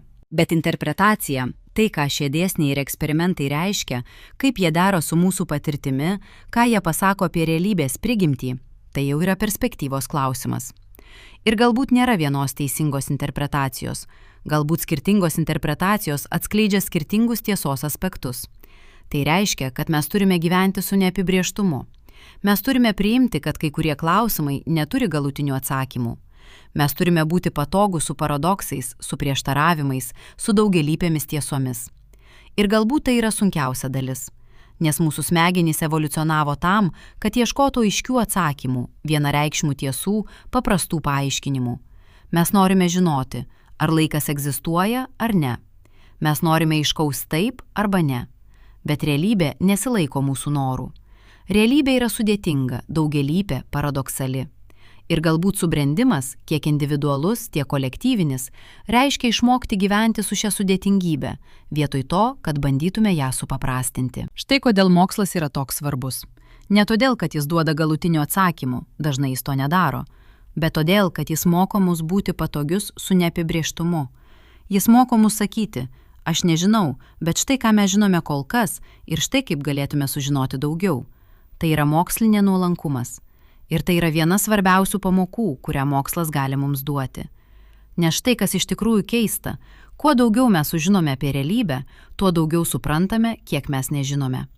Prieš 100 metų fizikai manė, kad jie beveik viską supranta. Jie turėjo Newtono mechaniką, Maxwello elektromagnetizmą, termodinamiką. Atrodė, kad liko tik kelios smulkmenos. Tada atėjo reliatyvumo teorija ir kvantinė mechanika ir viskas pasikeitė. Staiga paaiškėjo, kad realybė yra daug keistesnė, nei kas nors įsivaizdavo. Erdvė ir laikas yra reliatyvūs, dalelės yra bangos, matavimas keičia realybę. Visata yra keturmatis blokas. Ir dabar po 100 metų mes žinome dar daugiau. Mes išmatuojame gravitacinės bangas. Mes sukūrėme kvantinius kompiuterius. Mes nuskaitėme smegenis, kol jos patiria laiką. Mes turime optinius atominius laikrodžius, kurie gali aptikti laiko skirtumus, atsirandančius pakeliant juos 1 centimetru. Bet su kiekvienu nauju atsakymu atsiranda 10 naujų klausimų. Kas yra tamsioji materija? Kas yra tamsioji energija? Kaip sujungti kvantinę mechaniką ir bendrąją reliatyvumo teoriją? Kas yra sąmonė? Kodėl visata prasidėjo žemos entropijos būsenoje? Ar egzistuoja kitos visatos? Mes nežinome ir galbūt niekada nesužinosime, bet tai nereiškia, kad turėtume nustoti klausti. Nes štai kas iš tikrųjų svarbu – ne atsakymai, o pats klausimo procesas, ne tikslas, o kelionė, ne žinojimas, o stebėjimasis. Kai pirmą kartą sužinote, kad laikas yra reliatyvus, tai privers jūs sustoti.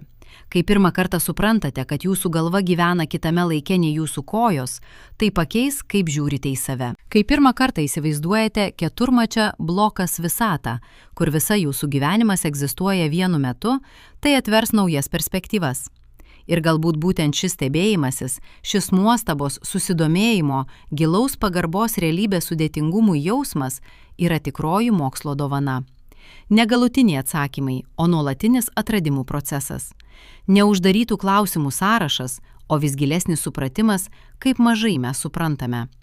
Tai vadinama sokratiška išmintimi. Aš žinau, kad nieko nežinau. Bet tai nėra pesimizmas, tai yra realizmas. Tai yra pripažinimas, kad realybė yra begalinė, o mūsų supratimas yra ribotas. Ir būtent šis pripažinimas atidaro duris tikrajam mokymuisi. Nes kai manote, kad jau viską žinote, jūs nustojate mokytis. Kai manote, kad turite visus atsakymus, jūs nustojate klausti. Bet kai pripažįstate, kad nežinote, kai pripažįstate, kad realybė yra daug sudėtingesnė nei jūsų dabartinis supratimas, tada jūs tampate atviri naujoms idėjoms, naujoms perspektyvoms, naujoms tiesoms. Ir galbūt tai yra tikroji laiko pamoka. Ne tai, kad laikas neegzistuoja, o tai, kad mūsų supratimas apie laiką nuolat evoliucionuoja. Prieš 100 metų mes manėme, kad laikas yra absoliutus. Dabar mes žinome, kad jis reliatyvus. Po 100 metų mes galbūt žinosime kažką visiškai kitokio. Ir tai yra gerai. Tai yra, kaip turi būti. Nes mokslas nėra apie galutinių tiesų radimą, jis yra apie nuolatinį artėjimą prie tiesos, žinant, kad niekada visiškai jos nepasieksime. Tai primena asimptotą matematikoje – linija, kuri nuolat artėja prie kreivės, bet niekada jos nepasiekia. Mūsų supratimas apie realybę yra kaip ta linija. Mes nuolat artėjame prie tiesos, bet niekada jos visiškai nepasiekiame. Ir tai yra gerai, nes kelionė yra svarbesnė už tikslą. Bet dabar grįžkime prie pradinio klausimo. Jei laikas neegzistuoja, arba bent jau neegzistuoja taip, kaip mes manėme, tai kaip mes turėtume gyventi? Kaip turėtume priimti sprendimus? Kaip turėtume planuoti ateitį, jei ateitis jau egzistuoja? Kaip turėtume vertinti praeitį, jei praeitis vis dar egzistuoja? Čia filosofija tampa praktika, čia abstrakčios idėjos tampa gyvenimo būdu. Ir štai kas keista, daugelis išvadų, prie kurių mus veda šiuolaikinė fizika, yra panašios į išvadas, prie kurių priėjo senovės filosofai ir kontempliatyvinės tradicijos. Budizmas moko gyventi čia ir dabar. Stoicizmas moko priimti tai, ko negalime pakeisti. Taoizmas moko tekti su gyvenimu, vietoj to, kad bandytume jį kontroliuoti. Visos šios tradicijos, kiekviena savo būdu, moko to paties – atsisakyti iliuzijos, kad galime kontroliuoti laiką, atsisakyti iliuzijos, kad praeitis galėjo būti kitokia, atsisakyti iliuzijos, kad ateitis yra visiškai neapibriešta. Vietoj to priimti realybę tokią, kokia ji yra – sudėtinga, paradoksalią, daugialypę. Bet kaip tai atrodo praktikoje? Pirma, tai reiškia gyventi labiau dabartyje. Ne todėl, kad tik dabartis yra reali, mes jau žinome, kad praeitis ir ateitis yra vienodai realios, bet todėl, kad dabartis yra vienintelis momentas, kurį mes galime tiesiogiai patirti. Praeitis egzistuoja tik kaip atmintis, ateitis egzistuoja tik kaip lūkestis, bet dabartis, šis momentas, kai skaitote šiuos žodžius, yra vienintelis momentas, kuris yra gyvas. Tai nereiškia ignoruoti praeitį ar ateitį. Atmintis yra svarbi, ji leidžia mums mokytis iš patirties. Planavimas yra svarbus, jis leidžia mums kurti geresnę ateitį. Bet nei atmintis, nei planavimas neturėtų užgožti dabartinės patirties, nes būtent dabartyje vyksta gyvenimas. Antra, tai reiškia priimti neapibrieštumą. Jei laikas yra reliatyvus, jei dabar priklauso nuo perspektyvos, jei fundamentaliame lygmenyje laikas gali iš viso neegzistuoti, tai reiškia, kad nėra vienos absoliučios tiesos apie tai, kas yra dabar arba kas įvyks. Yra tik skirtingos perspektyvos ir kiekviena iš jų yra teisinga savo būdu. Tai gali būti nepatogus supratimas, mes norime aiškumo, tikrumo, vienareikšmiškumo, bet realybė nesilaiko mūsų norų. Ir galbūt išmokti būti patogiais su neapibrieštumu yra viena svarbiausių gyvenimo pamokų. Trečia, reiškia atsisakyti iliuzijos apie kontrolę. Jei ateitis jau egzistuoja keturmačiame bloke, tai reiškia, kad mes negalime jos pakeisti fundamentalia prasme. Bet tai nereiškia, kad mūsų pasirinkimai nėra svarbus. Priešingai, mūsų pasirinkimai yra dalis to, kas sudaro tą ateitį. Mes nesame atskirti nuo blokas visatos, mes esame jos dalis. Tai primena stoicizmą. Stoikai mokė, priimk tai, ko negali pakeisti, ir keisk tai, ką gali pakeisti. Bet jie taip pat mokė kažko gilesnio, supratimą, kad skirtumas tarp to, ką galime pakeisti, ir to, ko negalime pakeisti, ne visada yra aiškus. Galbūt mes negalime pakeisti to, kas įvyks, bet galime pakeisti, kaip mes į tai reaguojame. Ir galbūt būtent ši reakcija yra tai, kas iš tikrųjų svarbu. Ketvirta, tai reiškia gyventi su didesne užuojauta. Jei visi žmonės patiria laiką skirtingai, jei kiekvieno dabar yra unikalus, jei nėra privilegijuotos perspektyvos, tai reiškia, kad nėra vieno teisingo būdo gyventi.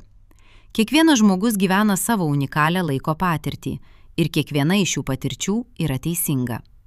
Tai nereiškia, kad viskas yra reliatyvu, kad nėra moralės, kad bet koks elgesys yra priimtinas, bet tai reiškia, kad turime būti nuolankesni, užjaučiantesni, atviresni skirtingoms perspektyvoms. Nes kiekvienas žmogus mato realybę šiek tiek kitaip ir kiekviena iš šių perspektyvų atskleidžia kažką tikro. Penkta ir galbūt svarbiausia, tai reiškia gyventi su didesniu stebėjimusi. Jei laikas yra toks keistas, toks paradoksalus, toks neįtikėtinas, kaip mes sužinojome, tai kas dar yra keista? Kas dar yra paradoksalu? Kas dar laukia atradimo? Realybė yra daug keistesnė, nei mes įsivaizduojame. Ir galbūt būtent šis keistumas, ši nuolatinė galimybė nustebti, susidomėti, atrasti kažką naujo, yra tai, kas daro gyvenimą vertą gyventi. Nes galų gale, kas yra gyvenimas? Ar tai kelionė per laiką nuo gimimo iki mirties? Ar tai seka momentų, kur kiekvienas išnyksta, kai ateina kitas? Ar tai kova prieš neišvengiamą entropijos didėjimą? Galbūt. Bet galbūt gyvenimas yra ir kažkas daugiau. Galbūt gyvenimas yra būdas, kuriuo visata pažįsta pati save. Galbūt mes esame būdas, kuriuo keturmatis blokas tampa sąmoningas. Galbūt mūsų sąmonė, mūsų gebėjimas patirti laiką, reflektuoti apie jį, stebėtis juo, yra neatsitiktinė evoliucijos pasekmė, o kažkas gilesnio. Kai kurie fizikai, kaip Džonas Vileris, manė, kad visata yra dalyvaujanti visata, visata, kuri tampa reali tik tada, kai yra stebima. Pagal šią perspektyvą, sąmonė nėra atsitiktinis visatos produktas, ji yra būtina visatos dalis. Be sąmonės visata būtų tik matematinė struktūra, be patirties, be prasmės, be gyvenimo. Tai skamba kaip mistika, bet kai kurie kvantinės mechanikos aspektai rodo šią kryptimį. Kvantinė būsena tampa apibrėžta tik tada, kai yra išmatuota. Matavimas reikalauja stebėtojo. Stebėtojas reikalauja sąmonės. Taigi galbūt sąmonė yra ne tik stebėtojas, o dalyvė, kažkas, kas aktyviai kuria realybę, o ne tik pasyviai ją stebi. Jei tai tiesa, tai keičia viską. Tai reiškia, kad mes nesame tik maži nereikšmingi dulkių grūdeliai milžiniškoje abejingoje visatoje. Mes esame būdas, kuriuo visata pažįsta pati save. Mes esame būdas, kuriuo keturmatis blokas tampa gyvas. Ir galbūt tai yra tikroji prasmė. Neieškoti prasmės už gyvenimo ribų, netikėtis, kad kažkas išorinis duos mums prasmę, o suprasti, kad mes patys esame prasmė. Mūsų egzistencija, mūsų sąmonė, mūsų gebėjimas patirti ir reflektuoti – visa tai yra prasmė. Laikas neegzistuoja, bet jūs egzistuojate. Ir jūsų egzistencija su visa jo sudėtingumu, paradoksalumu, keistumu yra stebuklas. Ne todėl, kad ji prieštarauja fizikos dėsniams, o todėl, kad ji yra fizikos dėsnių pasireiškimas pačiu gražiausiu būdu. Jūs esate būdas, kuriuo visata patiria save. Jūs esate būdas, kuriuo laikas tampa sąmoningas. Jūs esate būdas, kuriuo keturmatis blokas žiūri į save ir klausia, kas aš esu. Ir galbūt šis klausimas, šis amžinas, neatsakomas, gražus klausimas yra tikroji mūsų paskirtis. Nerasti atsakymą, o gyventi su klausimu. Neišspręsti mįslę, o stebėtis ją. Nesuprasti viską, o priimti, kad kai kas viršija supratimą. Nes galų gale po visų eksperimentų, po visų teorijų, po visų filosofinių apmąstymų lieka viena paprasta tiesa. Mes esame čia, dabar. Šioje keistoje, paradoksalioje, neįtikėtinoje realybėje. Ir galbūt tai yra pakankamai, galbūt tai yra daugiau nei pakankamai, galbūt tai yra viskas. Laikas neegzistuoja, bet šis momentas, šis vienintelis, amžinas, begalinės svarbos momentas egzistuoja. Ir jūs esate jame, gyvi, sąmoningi, stebintys. Ir tai yra stebuklas. Einšteinas kartą pasakė, yra tik du būdai gyventi gyvenimą. Vienas, tarsi niekas nėra stebuklas. Kitas, tarsi viskas yra stebuklas. Mes parodėme jums, kad laikas nėra tai, kuo jūs manėte jį esant, kad dabar yra iliuzija, kad praeitis, dabartis ir ateitis egzistuoja vienodai, kad jūsų galva gyvena kitame laike nei jūsų kojos, kad fundamentaliame lygmenyje laikas gali iš viso neegzistuoti. Bet mes taip pat parodėme jums kažką daugiau, kad kiekvienas eksperimentas atskleidžia naują paslaptį, kad kiekvienas atsakymas kelia 10 naujų klausimų, kad realybė yra begalinė, o mūsų supratimas ribotas.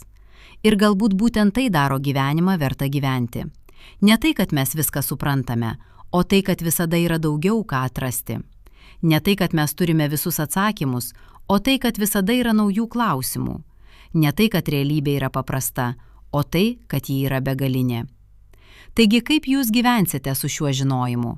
Kaip jūs žiūrėsite į laikrodį rytoj, žinodami, kad laikas, kurį jis rodo, yra tik viena iš begalės perspektyvų? Kaip jūs planuosite ateitį, žinodami, kad ji jau egzistuoja? Kaip jūs atsiminsit praeitį, žinodami, kad ji vis dar egzistuoja? Galbūt jūs gyvensite šiek tiek lėčiau. Galbūt jūs atkreipsite dėmesį į dalykus, kuriuos anksčiau praleidote. Galbūt jūs pajusite gilesnį ryšį su visata, žinodami, kad esate neatskirtas nuo jos, o jos dalis. Arba galbūt nieko nepasikeis. Galbūt rytoj jūs pabusite ir gyvensite taip pat, kaip gyvenote vakar. Ir tai taip pat yra gerai. Nes žinojimas, kad laikas neegzistuoja, nereiškia, kad turite keisti viską. Tai tiesiog reiškia, kad turite naują perspektyvą, naują būdą žiūrėti į tą patį gyvenimą. Bet viena yra tikra, jūs niekada nebežiūrėsite į laikrodį taip pat.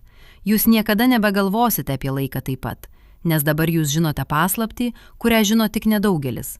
Laikas neegzistuoja, bet jūs egzistuojate amžinai. Bet dabar sustokime prie pačio krašto, prie tos vietos, kur visi žodžiai nutyla ir lieka tik tylos aidėjimas. Nes mes galime kalbėti apie fiziką, filosofiją, sąmonę, prasmę, bet yra vienas klausimas, kuris lieka net po visko. Vienas klausimas, kuris neturi atsakymo, bet kurio užduoti verta. Ką mes iš tikrųjų žinome? Mes žinome, kad laikas yra reliatyvus. Tai įrodė Einšteinas, tai patvirtino milijonai GPS matavimų kiekvieną dieną. Mes žinome, kad dabar priklauso nuo perspektyvos.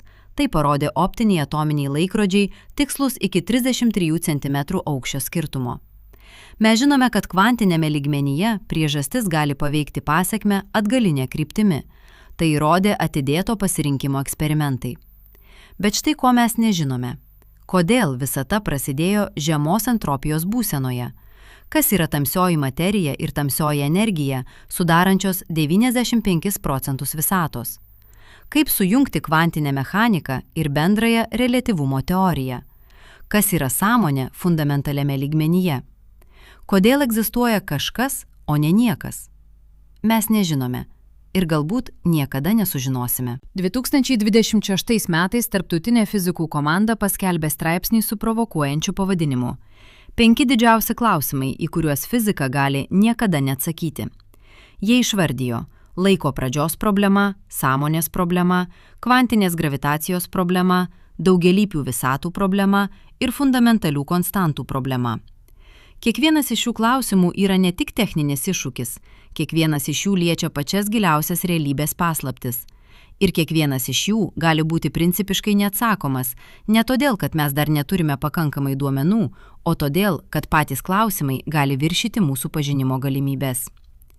Įsivaizduokite skruzdėlę bandančią suprasti kvantinę mechaniką. Skruzdėlės smegenys tiesiog nėra pakankamai sudėtingos, kad suvoktų tokius abstrakčius dalykus. Panašiai, galbūt žmogaus smegenys, nors ir neįtikėtinai sudėtingos, turi savo ribas.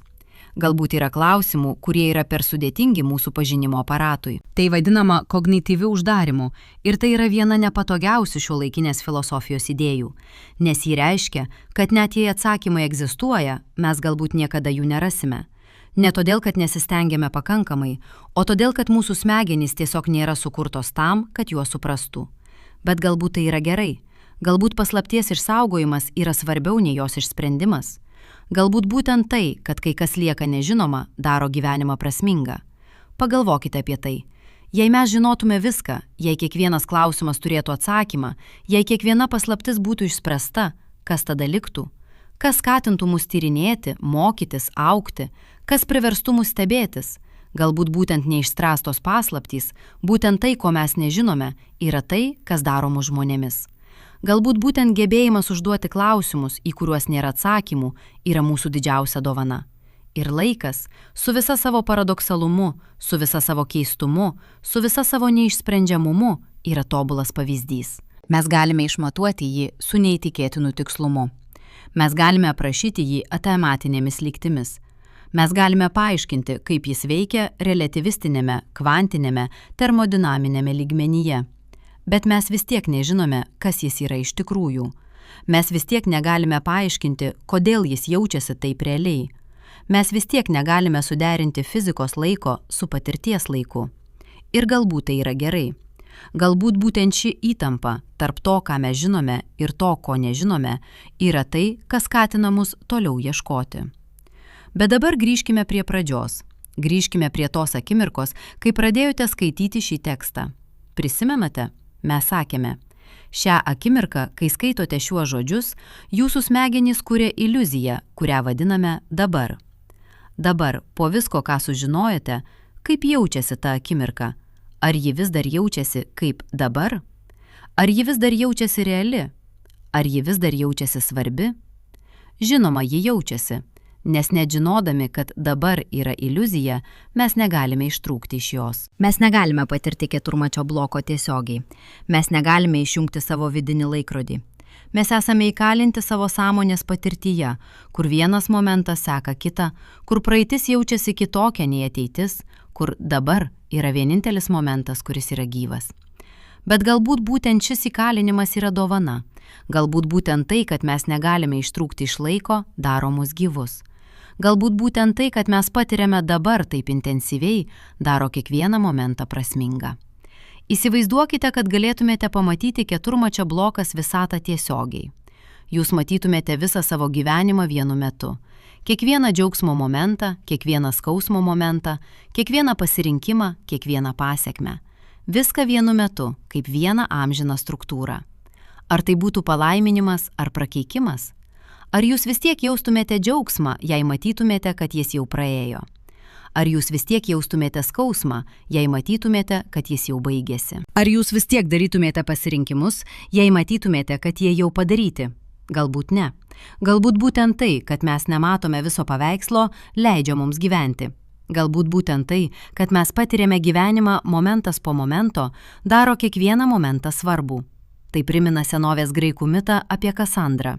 Ji gavo dovaną matyti ateitį, bet kartu ir prakeikimą. Niekas netikėjo jos pranašystėmis. Ji žinojo, kas įvyks, bet negalėjo to pakeisti. Ar tai buvo dovana ar prakeikimas? Galbūt abu. Galbūt žinojimas ir nežinojimas yra dvi tos pačios monetos pusės. Galbūt mes turime gyventi su abiem, su žinojimu, kad laikas nėra tai, kuo mes jį laikome, ir su patirtimi, kad jis jaučiasi visiškai realus. Ir galbūt būtent ši įtampa tarp žinojimo ir patirties, tarp fizikos ir sąmonės, tarp objektyvumo ir subjektyvumo yra tai, kas daro mus žmonėmis. Bet yra dar vienas aspektas, apie kurį turime pakalbėti. Aspektas, kuris gali būti pats svarbiausias. Jei laikas neegzistuoja taip, kaip mes manėme, jei praeitis, dabartis ir ateitis egzistuoja vienodai, jei viskas, kas kada nors buvo, vis dar yra, tai ką tai reiškia mirtį? Tai yra klausimas, kurio daugelis bijo užduoti, bet tai yra klausimas, kuris slypi po visų mūsų tyrinėjimų. Nes galų gale, ar ne mirtis, ar nežinojimas, kad laikas yra ribotas, kad kiekvienas momentas yra laikinas, yra tai, kas daro laiką tokį svarbų. Jei laikas yra iliuzija, jei viskas egzistuoja amžinai keturmačiame bloke, tai ir mirtis vis dar yra pabaiga. Ar ji yra išnykimas, ar tiesiog pereimas į kitą erdvėlaikio dalį. Einšteinas, kaip matėme, manė, kad mirtis yra iliuzija. Jis rašė: mes tikintys fizikai žinome, kad skirtumas tarp praeities, dabarties ir ateities yra tik užsispyrusi iliuzija. Jis manė, kad jo miręs draugas vis dar egzistuoja, tik kitoje erdvėlaikio dalyje. Ar tai paguoda? Ar tai padeda susitaikyti su mirtimi, savo ar mylimų žmonių? Galbūt, galbūt ne. Nes net jei fizika sako, kad mirtis nėra išnykimas, mūsų patirtis sako ką kita. Kai kas nors miršta, mes nebegalime su juo kalbėti, nebegalime jo liesti, nebegalime dalintis naujais momentais. Ir šis praradimas yra realus, net jei fizika sako, kad jis yra iliuzija. Bet galbūt yra kitas būdas į tai žiūrėti. Galbūt mirtis nėra pabaiga, bet transformacija. Ne išnykimas, bet perėjimas. Ne praradimas, bet pokytis. Pagalvokite apie tai taip.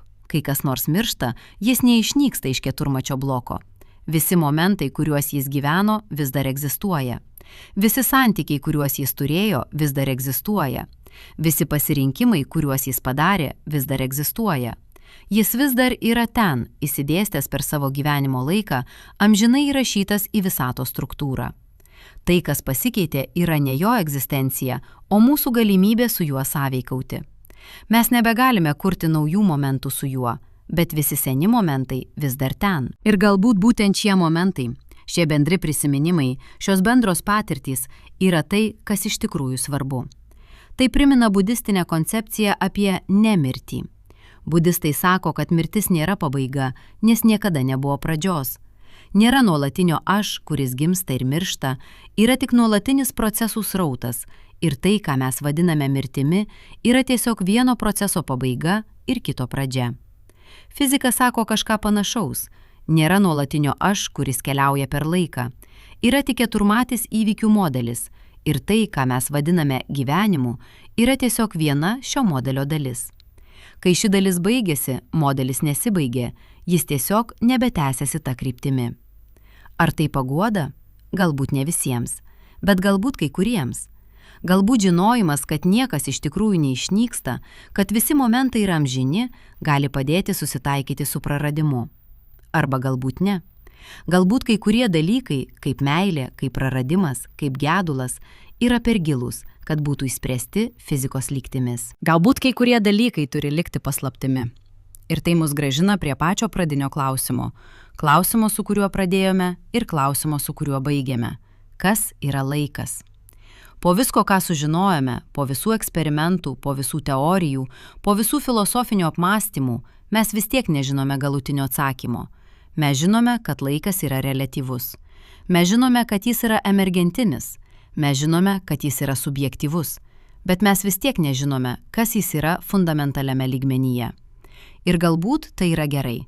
Galbūt kai kurie klausimai neturi atsakymų ne todėl, kad mes dar nepakankamai žinome, o todėl, kad patys klausimai yra neteisingai suformuluoti. Galbūt klausimas, kas yra laikas, yra kaip klausimas, kokios spalvos yra skaičius 7. Klausimas, kuris atrodo prasmingas, bet iš tikrųjų nėra. Arba galbūt atsakymas yra paprastas. Laikas yra tai, ką mes patiriame. Nei daugiau, nei mažiau. Laikas yra būdas, kuriuo mūsų sąmonė organizuoja patirtį. Laikas yra tai, kaip jaučiasi būti sąmoningam. Ir jei tai tiesa, tai laikas yra neobjektyvi realybės savybė, o subjektyvi patirties savybė. Laikas yra ne kažkas, kas egzistuoja ten, o kažkas, kas atsiranda čia, mūsų sąmonėje, mūsų patirtyje, mūsų gyvenime. Ir galbūt būtent tai daro laiką tokį svarbų. Ne tai, kad jis yra objektyviai realus, o tai, kad jis yra subjektyviai reikšmingas. Ne tai, kad jis egzistuoja nepriklausomai nuo mūsų, o tai, kad jis yra neatskiriamai susijęs su mumis. Mes nesame stebėtojai, žiūrintys į laiką iš išorės. Mes esame dalyviai, gyvenantys laikė iš vidaus. Ir būtent ši dalyvavimas, būtent tai, kad mes patiriame laiką, o ne tik jį stebime, yra tai, kas daro mus gyvus. Taigi grįžkime prie tos akimirkos, su kuria pradėjome. Tos akimirkos, kai pradėjote skaityti šį tekstą. Prisimenate, kaip jį jautėsi? Prisimenate tą dabar, kurį patyrėte? Dabar ta akimirka yra praeityje, arba bent jau taip jaučiasi. Bet pagal viską, ką sužinojame, ta akimirka vis dar egzistuoja. Ji vis dar ten, keturmačiame bloke, amžinai įrašyta į erdvėlaikio struktūrą. Jūs vis dar ten, skaitantys tuos pirmus žodžius, patiriantys tą pirmą dabar. Ir ši akimirka, kai skaitote šiuos žodžius, taip pat egzistuos amžinai. Po minutės, po valandos, po metų, ji vis tiek bus ten. Jūs vis tiek būsite čia, skaitantys šiuos žodžius, patiriantys šį dabar. Visi šie dabar, praeities, dabarties, ateities, egzistuoja vienodai. Visi jie yra vienodai realūs, visi jie yra vienodai amžini. Ir jūs, jūsų sąmonė, jūsų patirtis, jūsų aš, esate tai, kas jungia visus šiuos dabar į vieną nuoseklų gyvenimą. Jūs esate siūlas, einantis per keturmačio bloko labirintą. Jūs esate būdas, kurio blokas tampa sąmoningas. Ir galbūt būtent tai yra tikroji prasmė. Nerasti prasmę už gyvenimo ribų, o suprasti, kad jūs patys esate prasmė. Jūsų patirtis, jūsų sąmonė, jūsų gebėjimas patirti dabar, visa tai yra prasmė. Laikas neegzistuoja, bet jūs egzistuojate. Ir tai yra viskas, kas svarbu. Bet galbūt jūs vis dar abejojate. Galbūt vis dar galvojate, gerai, visa tai skamba gražiai, bet rytoj aš pabustu ir laikas vis tiek tekės. Aš vis tiek senėšiu, aš vis tiek mirsiu. Kaip visa ši filosofija man padės? Ir tai yra teisingas klausimas, nes galų gale filosofija, kuri nepadeda gyventi, yra tik žodžių žaidimas. Taigi štai kas gali pasikeisti. Ne tai, kad laikas nustos tekti, jis ir toliau tekės jūsų patirtyje. Ne tai, kad jūs nustosit senėti, jūsų kūnas ir toliau keis. Ne tai, kad jūs išvengsite mirties, niekas to neišvengia. Bet galbūt pasikeis tai, kaip jūs žiūrite į visą tai. Galbūt jūs žiūrėsite į kiekvieną momentą kaip į amžiną, o ne laikinį.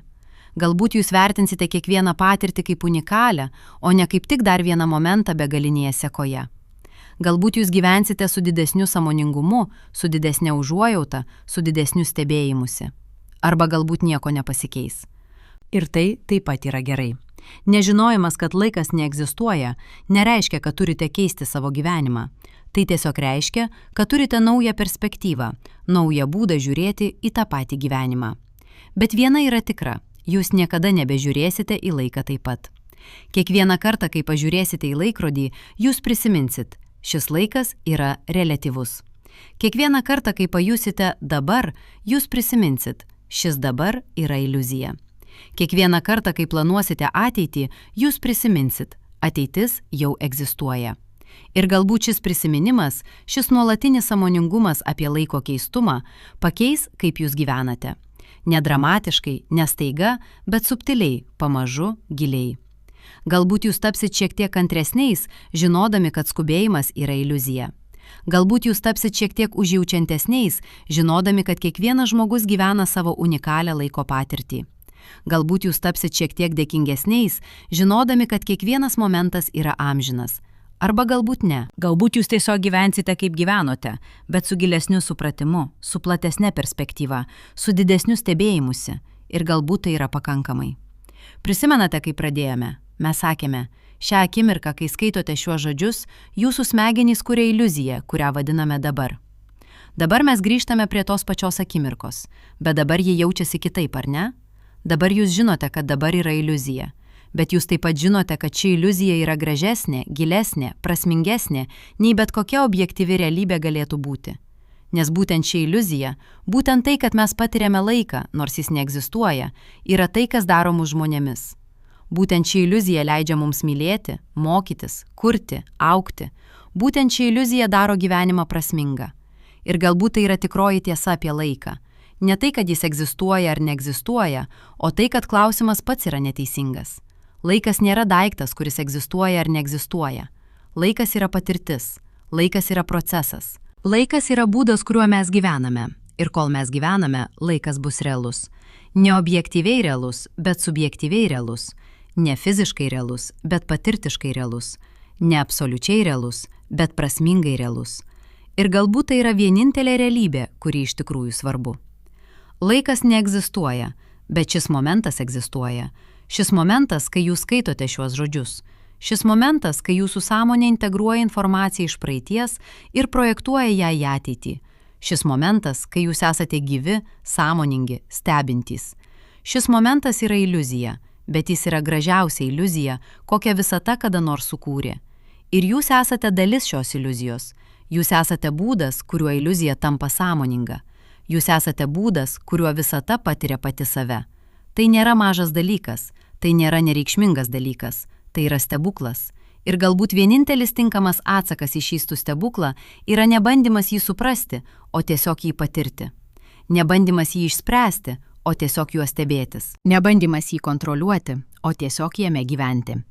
Nes galų gale po visų eksperimentų, po visų teorijų, po visų filosofinių apmąstymų lieka viena paprasta tiesa. Jūs esate čia. Dabar. Gyvi. Ir tai yra viskas. Tai yra viskas, kas kada nors buvo, tai yra viskas, kas kada nors bus. Laikas neegzistuoja, bet jūs egzistuojate. Amžinai.